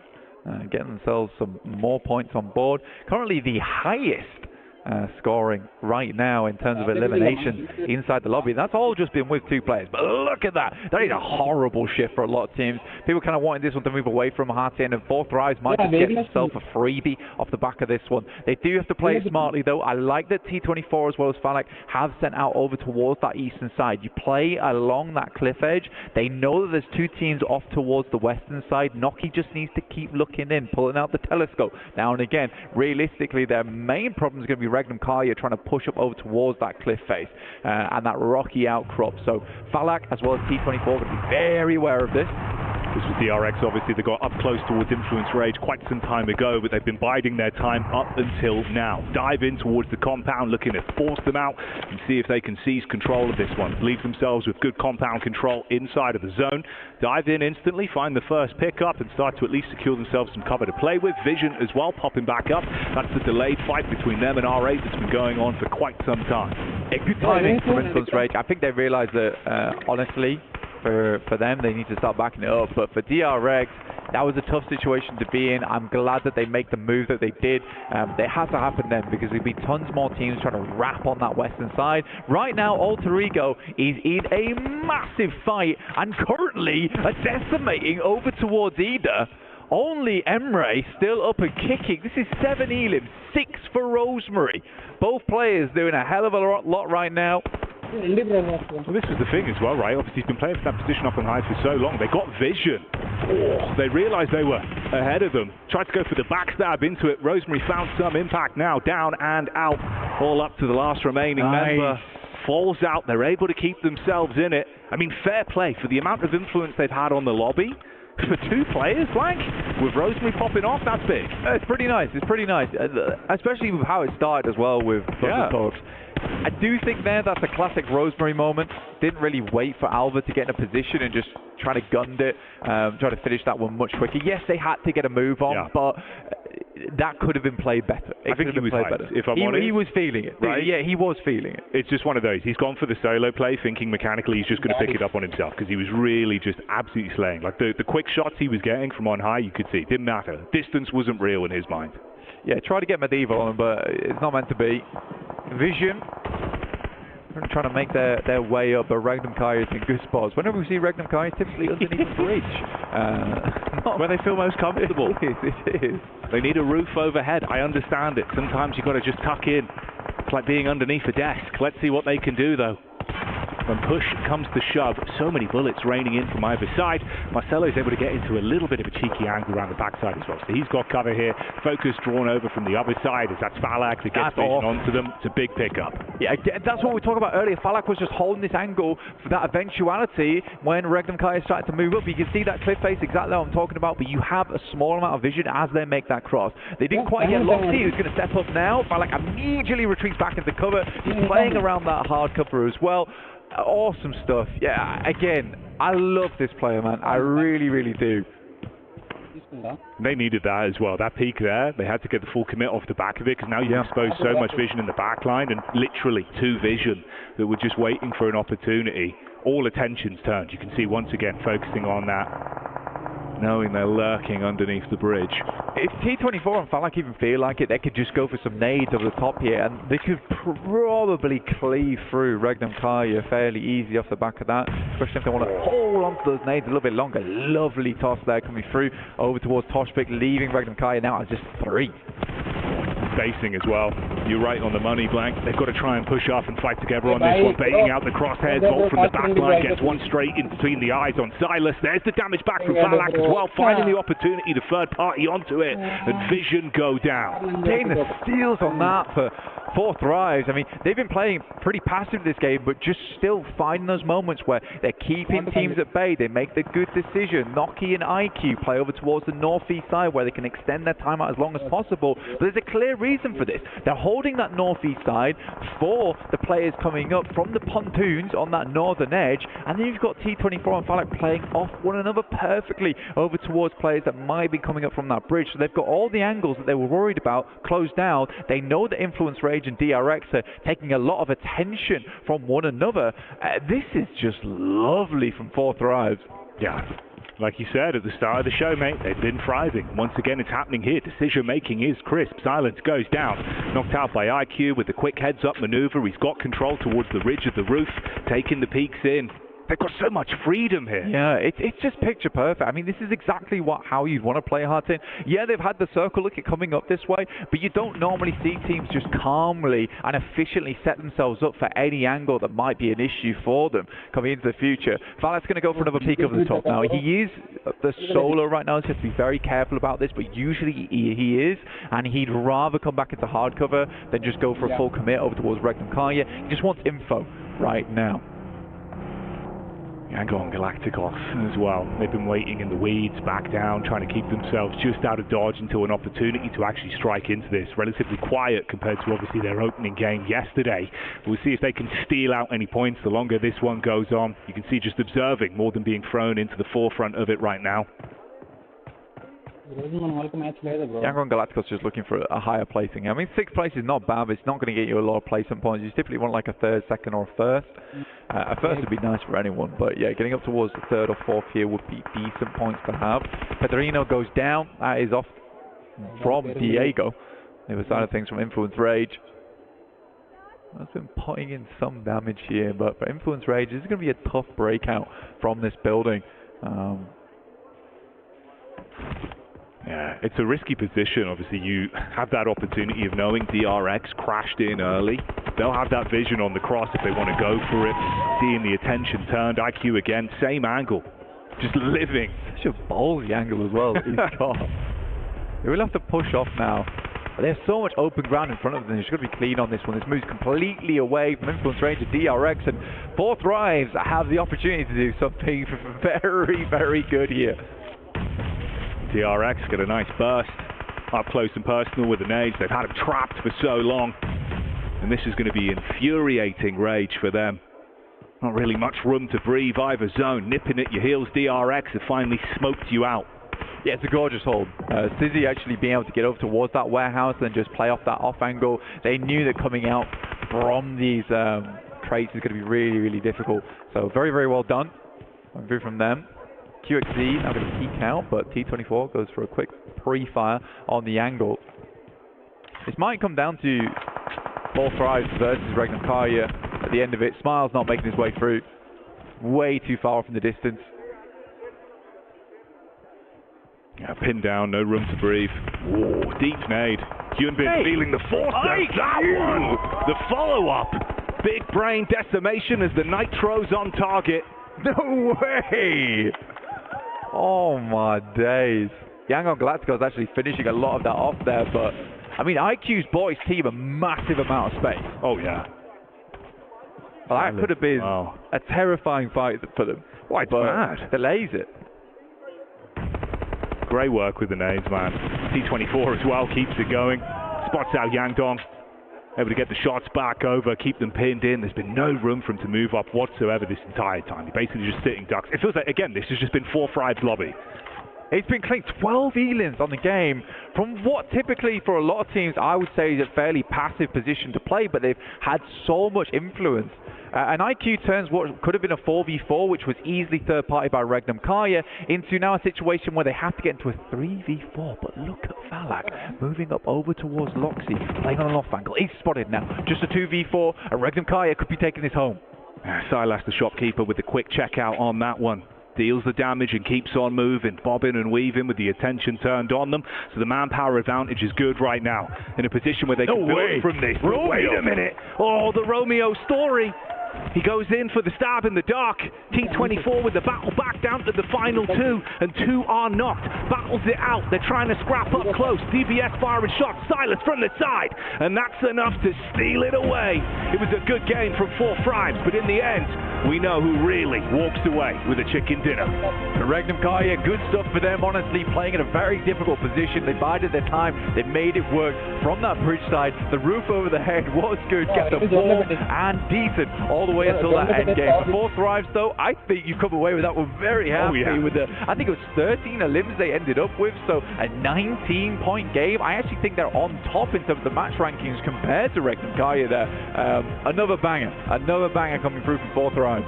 It's mad that it just looks so consistent right now. And it was the split as well. Like the way they're actually playing off one another in what was a very intense choreography of PUBG Mobile there. Like you're having everything thrown at you.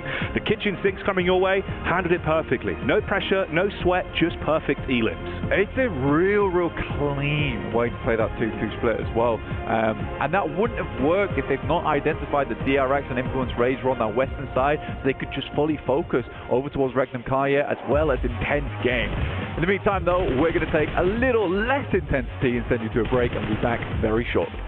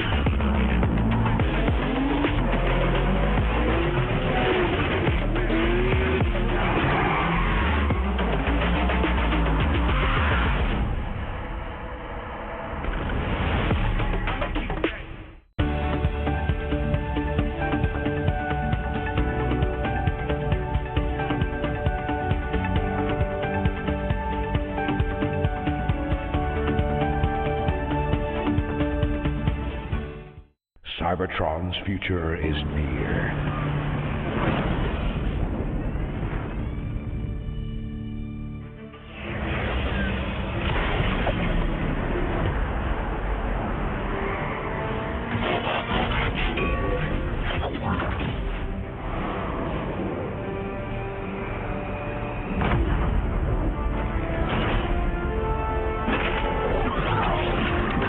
Autobots, roll out!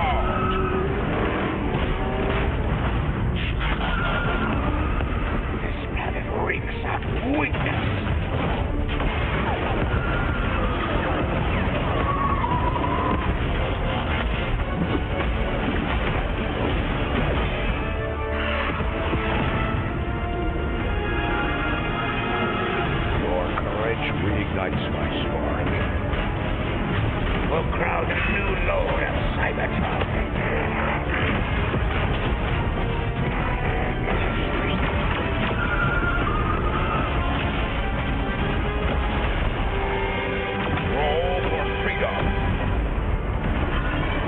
Victory for all sentient beings.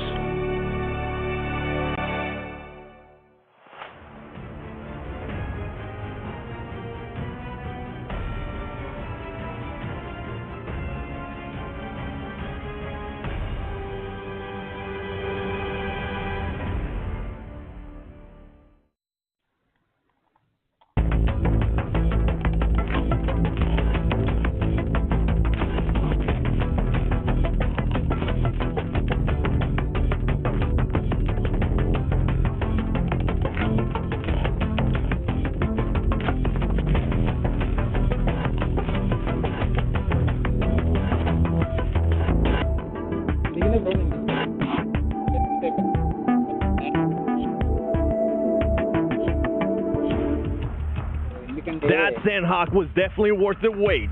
And we didn't get a hot drop, but we did end up getting at least a back-to-back in a way, Max, from Regnum Karya. Yeah, I mean, they did it on Miramar yesterday with the last chicken dinner of the day, and now they do it again on day 2 here on Sanhok, and a very good game for them.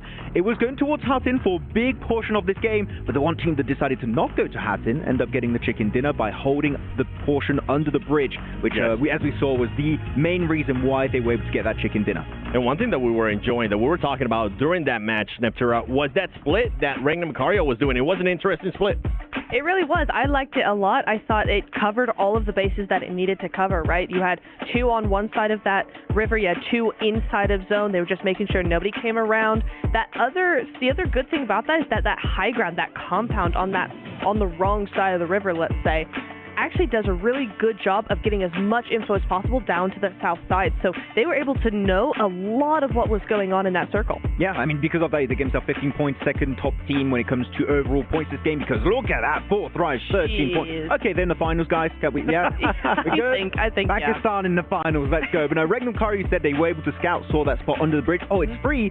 They instantly send it. Don't have to do any extra scouting. You take that position, and because of that, they're able to defend against Vision, against Yangon Galacticos, and actually claim a game-winning position at the very end, because as we saw, it tended to move away from Hatin itself. So a very good game from Regnum Karya. This is definitely a lot more aligned with my initial expectations of what I wanted to see this team do. And one thing that I'm kind of just pointing out here is for Team Vision, they did end up getting 6 eliminations, Neptura, and the rotation that they were able to do, I was impressed by. It just didn't end up working out for them. I'm really sad that it didn't work out, honestly. I loved that play of them going under the bridge, fighting for that position. It was so nice. I just think that maybe they got a little bit too caught up in the previous fight with R8, and it just didn't really go that way. But it's a really interesting thing to think about, because that particular compound where they had that fight with R8 is actually, you see those teams that fight there always take way too long. So I think it's something to think about, something to consider when you're talking about where to go, what compound to use, because if you end up fighting there, it just seemed to take forever. Now, during that fight that was happening between Regnum Karya and Team Vision, I did notice that Falak was kind of third-partying a little bit. He ultimately ended up eliminating Team Vision, at least some of the players there.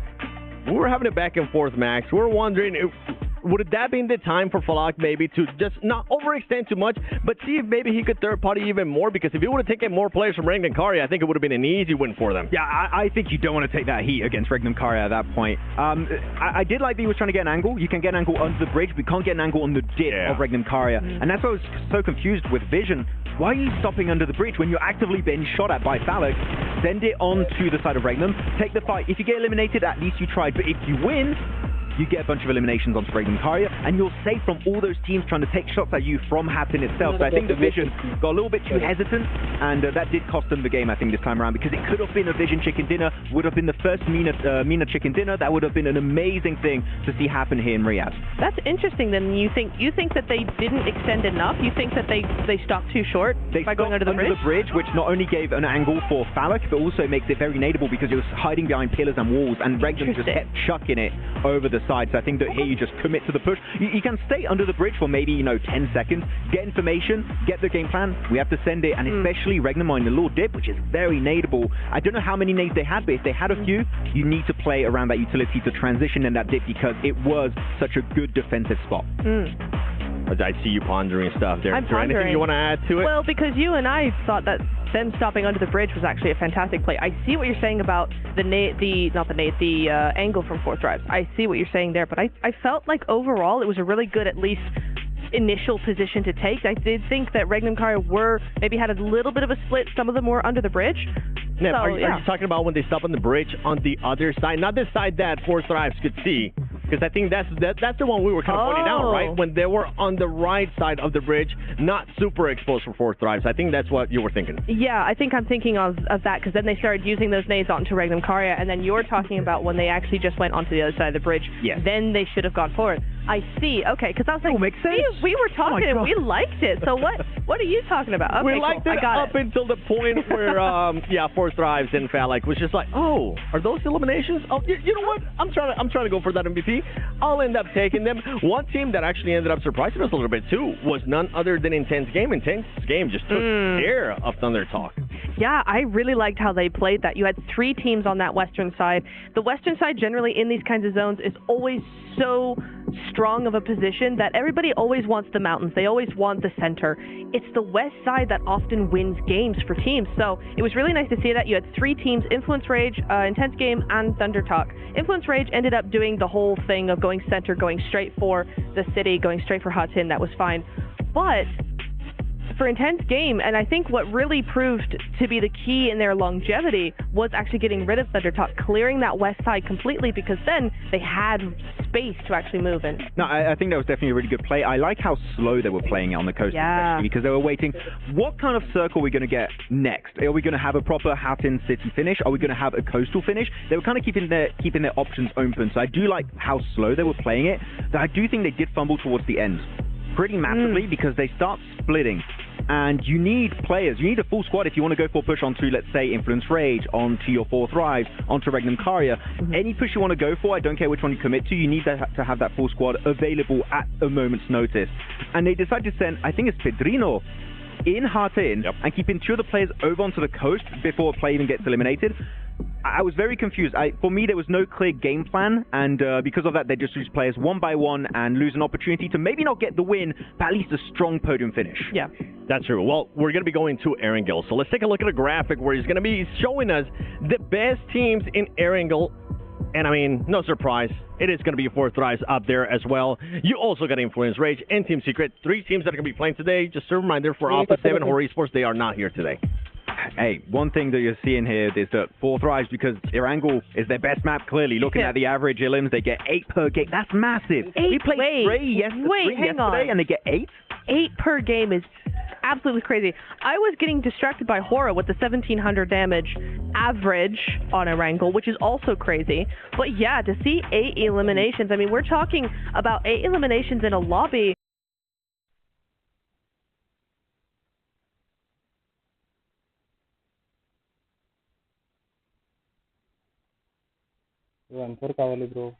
Where eliminations are hard to come by. These guys know how to not get knocked, and so to get 8 average per Erangel is insane. They get 2 squad wipes per Erangel.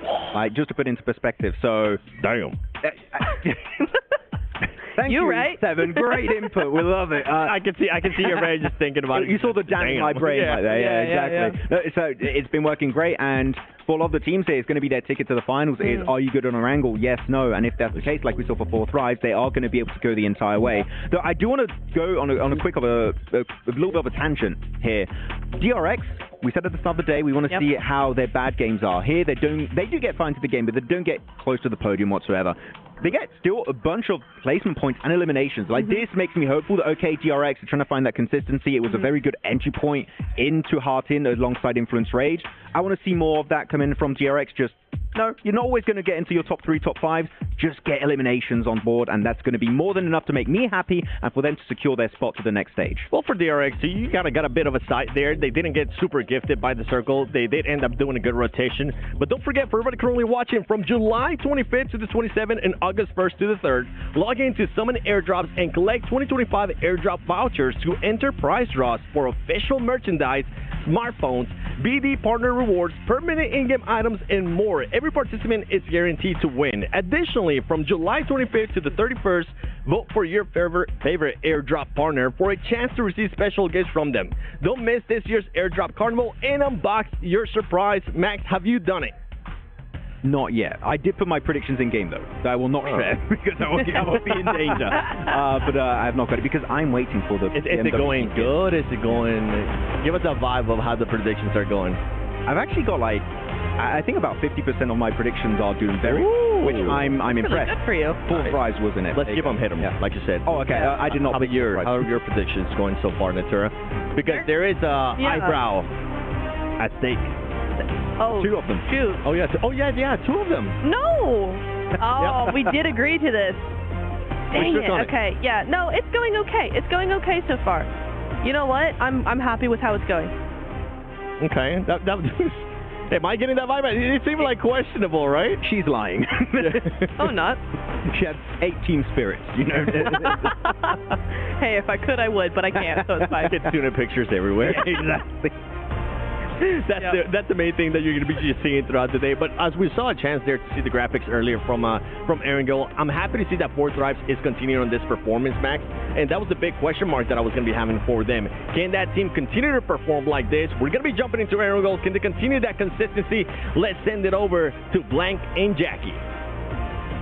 Thank you, Seven. Can't wait to kick this one off. It's already been damn exciting. First game, Blank, good build-up. And of course, if you want to know more in depth, why not check out our official map feed? It's now live. Head on over there and get that read that you need. Absolutely, the read that you need on the speed of these rotations from these teams. Because obviously, for the first time ever at EWC, we are sharing the map feed here with you. We've been doing it throughout the year, slowly rolling out, a little bit of time. But we really just wanted to share with you the inner workings of all the teams. Obviously, me and Jackie have been looking at that damn screen for a while now, you know, locking in, making sure you guys know where the teams are. But now you can take a look into the inner workings of PUBG Mobile as well. So make sure you check that out over at PUBG Mobile Esports on YouTube. Enough of that though, we're going to head over towards Erangel itself.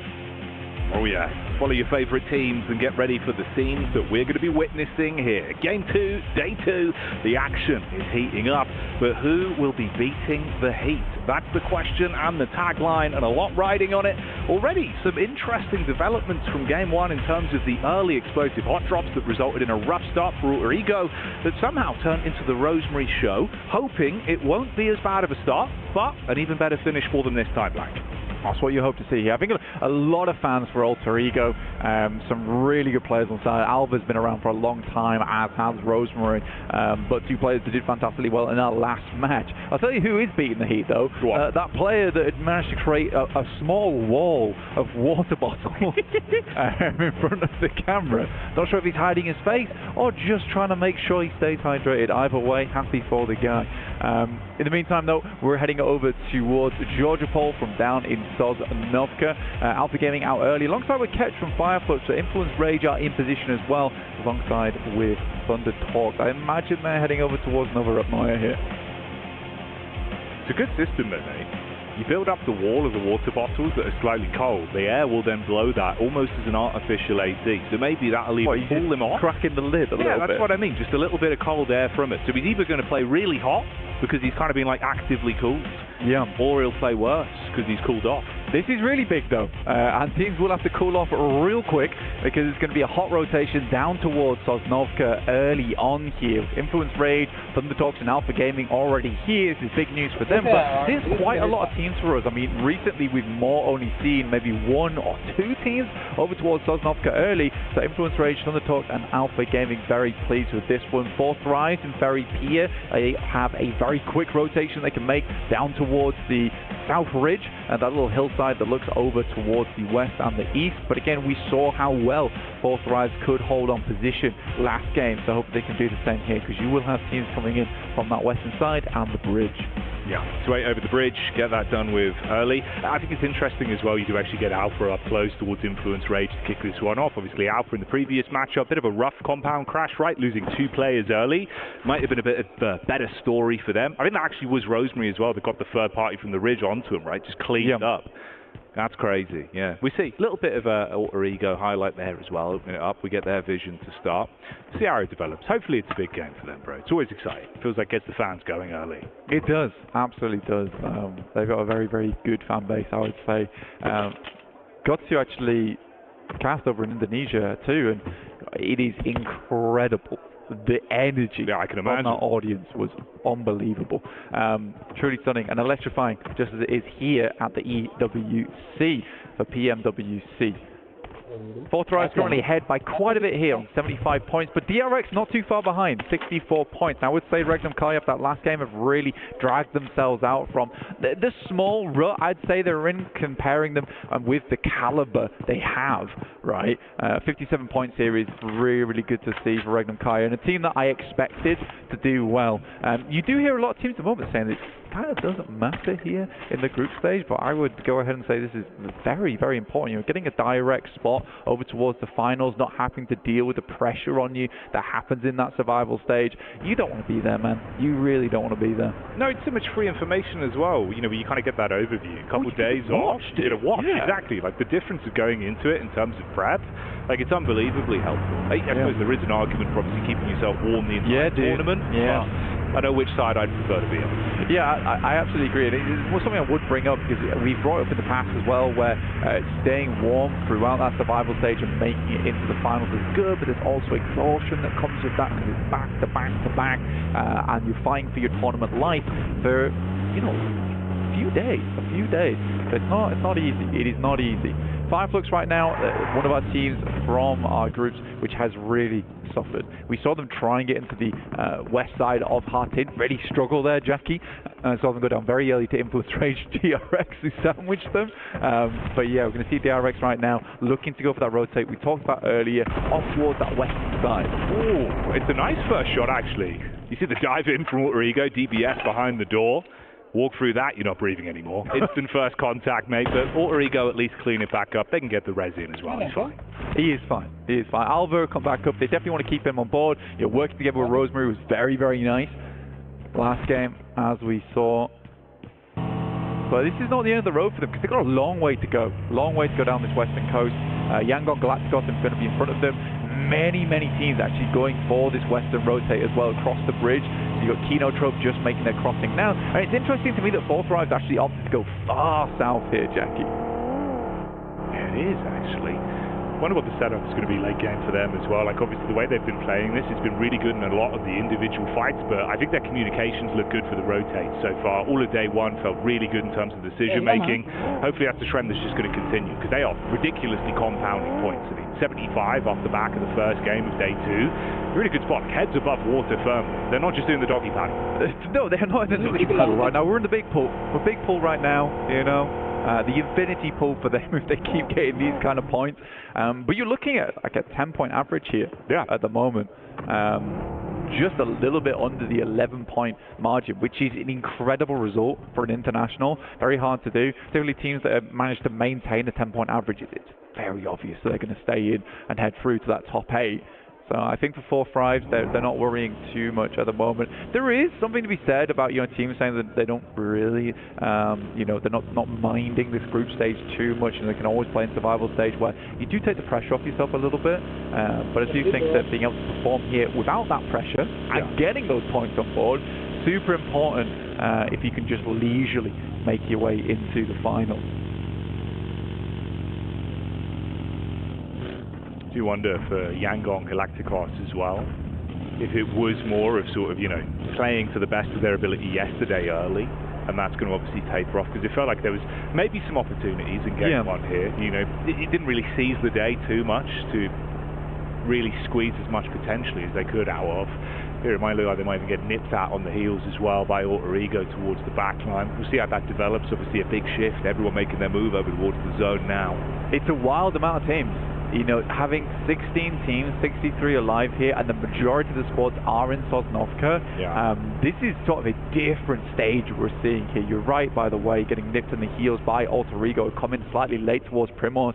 Managed to find one of the players there over on Yangon Galacticos, and even finding Smile as well. This is a good turnout coming through from Alter Ego. They don't blow up the boat either, so that's an option for them if they want it. But yes, so many teams up towards Sosnovka. It's very, very impressive, and I think it's just a case of international. You don't want to go for these bridge camps. You don't want to delay. You're all looking for those points. You know how important they are. This is a quick format, right? It's a very, very fast format. It was only Romeo and Saycloud that were able to get away by sailing literally through the clouds, just making sure they keep their distance and find a back door in towards the zone. Alter Ego, like you said, it is actually a smart heads-up maneuver as well. Just get the full knocks into the converter to make sure we've got the boat. Fair decent amount of loot as well, actually. Yangon actually had a good stock, so you've rebuilt that for yourself. They'll be able to take a leisurely stroll over, join everyone else eventually. I think this second zone is going to be the one that I'm most curious about. Right? I think there's a lot of opportunities to go a fair few ways. We've not really committed to either side of the island at the moment. It's pretty dead set on being Sosnovka. I don't see it going any other way, but sending far out towards that eastern side. Massive amount of water in this one as well. Fourth Rise can be very pleased with themselves as they headed south to give themselves a comfortable rotate off towards that eastern side. They could even make a really quick swing over towards Novorevnoye, set themselves up in the buildings early if they wanted to, because this is only going to come closer into the map, you know, unless there is a crazy option of it moving far west. I do think for Fourth Rise, heading towards Novorevnoye right now, or at least just outside it, would be a good idea for them.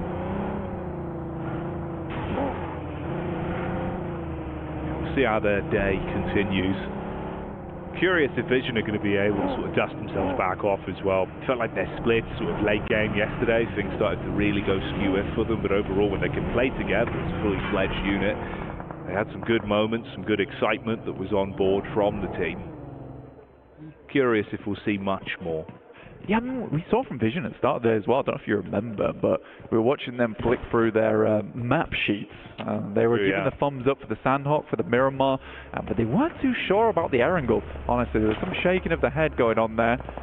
Thumbs down. There was a thumbs down. There was a thumbs down. It shows humility at least. They realise where their problems are. Hovercraft in play here for Regnum Kaya. Managed to get a hold of one of those, came across late on the north side from Sharkfin, down towards Grandma on the north side of Sosnovka.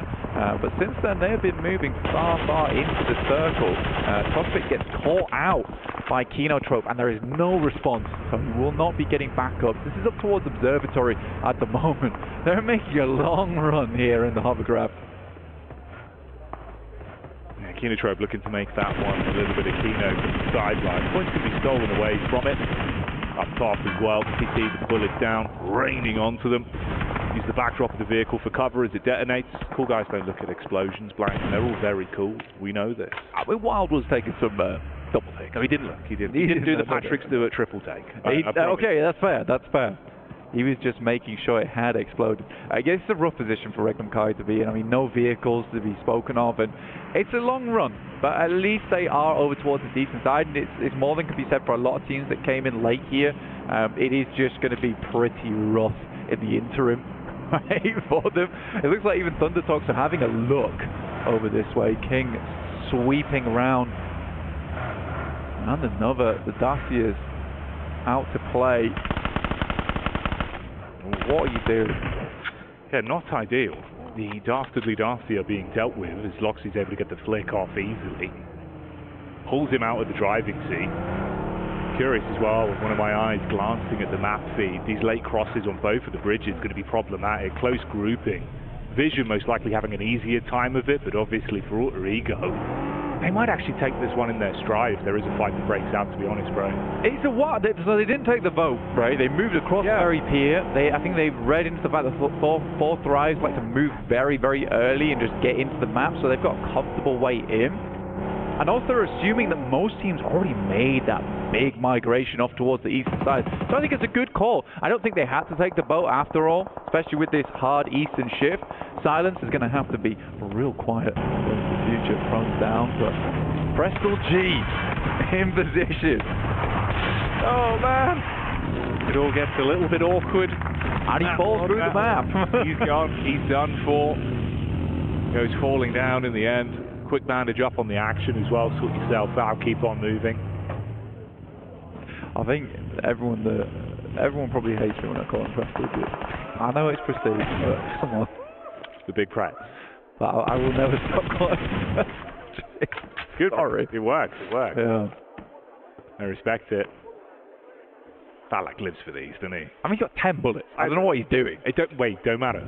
He'll make them count. Watch. All right, watch this. Next time we cut to his POV, I tell you, it's going to be 2 headshots, those 10 bullets, that's going to amount to 2 knocks, hands down. No backpack, 1 ghillie, 10 bullets. That's all you need.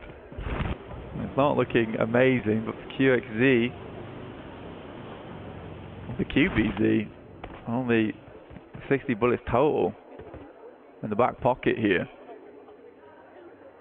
I don't really know what Falak's looking. I think he's got a red dot as well. I think the thing is, he's got vision for it to at least know if they're pushing up. 50 bullets. Like they've got a wide berth on it where you've got the backline stab in as well. Not just get in the read, T24 up on the actual side as well to take the peek off his contact. You can at least just get info. Obviously, they won't have the blessing of knowing the ammo is limited. Couple pot shots, get their attention on him. You could peek him from the side, get the back door on it. Alpha Gaming, though, making an entrance from the sidelines, coming in from the wings. It is very open ground, though, and QXZ will have the number on it. A lot of bullets for the S12. But close range, he's pretty set to go. Sizzy and Soez in the background there. QXZ forced to hold down this entire position. 16 teams still alive, though, Jackie. It's astonishing. It really is astonishing. It's quick shots from top as well.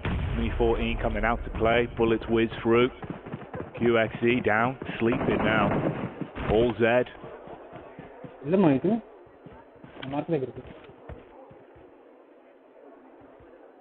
Fourth Drives will have to move out here over towards the northern side. Give the Ghost a cruel circle. We talked about how Vision had been a little bit slow to the party. Turns out they turn up just in time. Well, the dinner plate's full of food here, but that's a bit of a saviour coming through from the circle for them as they cross that north bridge. Still likely want to hold out Gamax, though, as they move in from that north side. R8 similarly making a very low late rotate here. Team Secret coming in behind them. Plays don't even just takes down Fajita, so yeah, he's not going anywhere. Wrap him up in his hot here and send him home. Yeah, just filling on that one, unfortunately for him. Not going to be the meal deal he was hoping for. So punished by the timings, you were saying, the party analogy, it just comes back around. And really, you are right, felt like Vision kind of have gone in as the guest of honor. They can set themselves up potentially for the position you've fallen into now. And there they are, actually. Good connection across, just playing on the edge, keep them inside of the blue and rip them to shreds with the bullets, Blank. Yeah, it's been a VIP entrance, 100%. Straight on the red carpet across this bridge and into position. So I could have sent her up, and I think for Thunder Talks, actually it's a bit annoying. I think they could have just held Observatory. I mean, Regnum Kai weren't in really any position to challenge them, and if they were up towards Observatory, had that amount of sightlines to work with, cleared out that south side with 4 players, then moved in a little bit later, and just ignored the fact that Regnum Kai existed, this could have been a lot better of a game. Rejoin now with Alter Ego as well. It's Rosemary once again that's finding influence. Wow, that is rough. Quick shot. Beautiful work with the DBS. Big pop of pump, mate. Yeah, S12K there looks lovely. Moana, though, doesn't want to let this end too quickly, but in the meantime, Alpha Gaming have spotted a weakness on the sidelines. Shots back over, trying to dip into cover to stay alive. Moana making moves at least on Visual, so Alpha lose one, reply back over as well, ripping out quick shots. R8 feeling the brunt of the damage, but Alpha also struggling to contend with this. Fights breaking out across the map as well. Regnum Karia taking head on against Fourth Drive. Influence Rage even popping up into the commotion. Yeah, Fourth Drive just out. Weren't able to make that position happen on that south side despite being on the map so early. Rosemary able to find Doc there. The Alter Ego still alive into this one. 18 lives on the match. What's happened? That's what I mean, I don't know how they do it. They just seem to make it work. Put it together even when they're in a really rough spot. And this is back to sort of deja vu, right? Alter Ego, 2 players left to try and pick up the scraps. Finishing off the last of the GMX boys on the cross as well there. That's Vision closing down the chapter they started on control of the bridge. The top and the signature Mini 14 making this thing look real nice. As Reeves is to go down in the middle of the road. Laura's in, spots him lacking. This is a tough circle, man. It actually is not very fun to play. Got a lot of the map cut out on that south side because it just stays hilltop. Thunderdog's currently controlling that one. And they're hoping for a southern shift. It would make for a very fun game. And an entertaining game for us as well. Team Secret, we saw them on the stats earlier. Very successful on Erangel so far. See if they find that same kind of success later. We do get a little bit of a southern shift. Keeps Thunder Talks in, but you got almost this crescent moon wrap for a lot of teams on the northeast side. The highlight there of some of the fights as well that have been going down in the meantime. For Top, barely alive, sliver of HP, got to top himself back up literally and keep himself in the fight. Similar story over for Team Secret that have been playing quite a late game on this one. Most of it's been rotation through the blue, so finally we might start to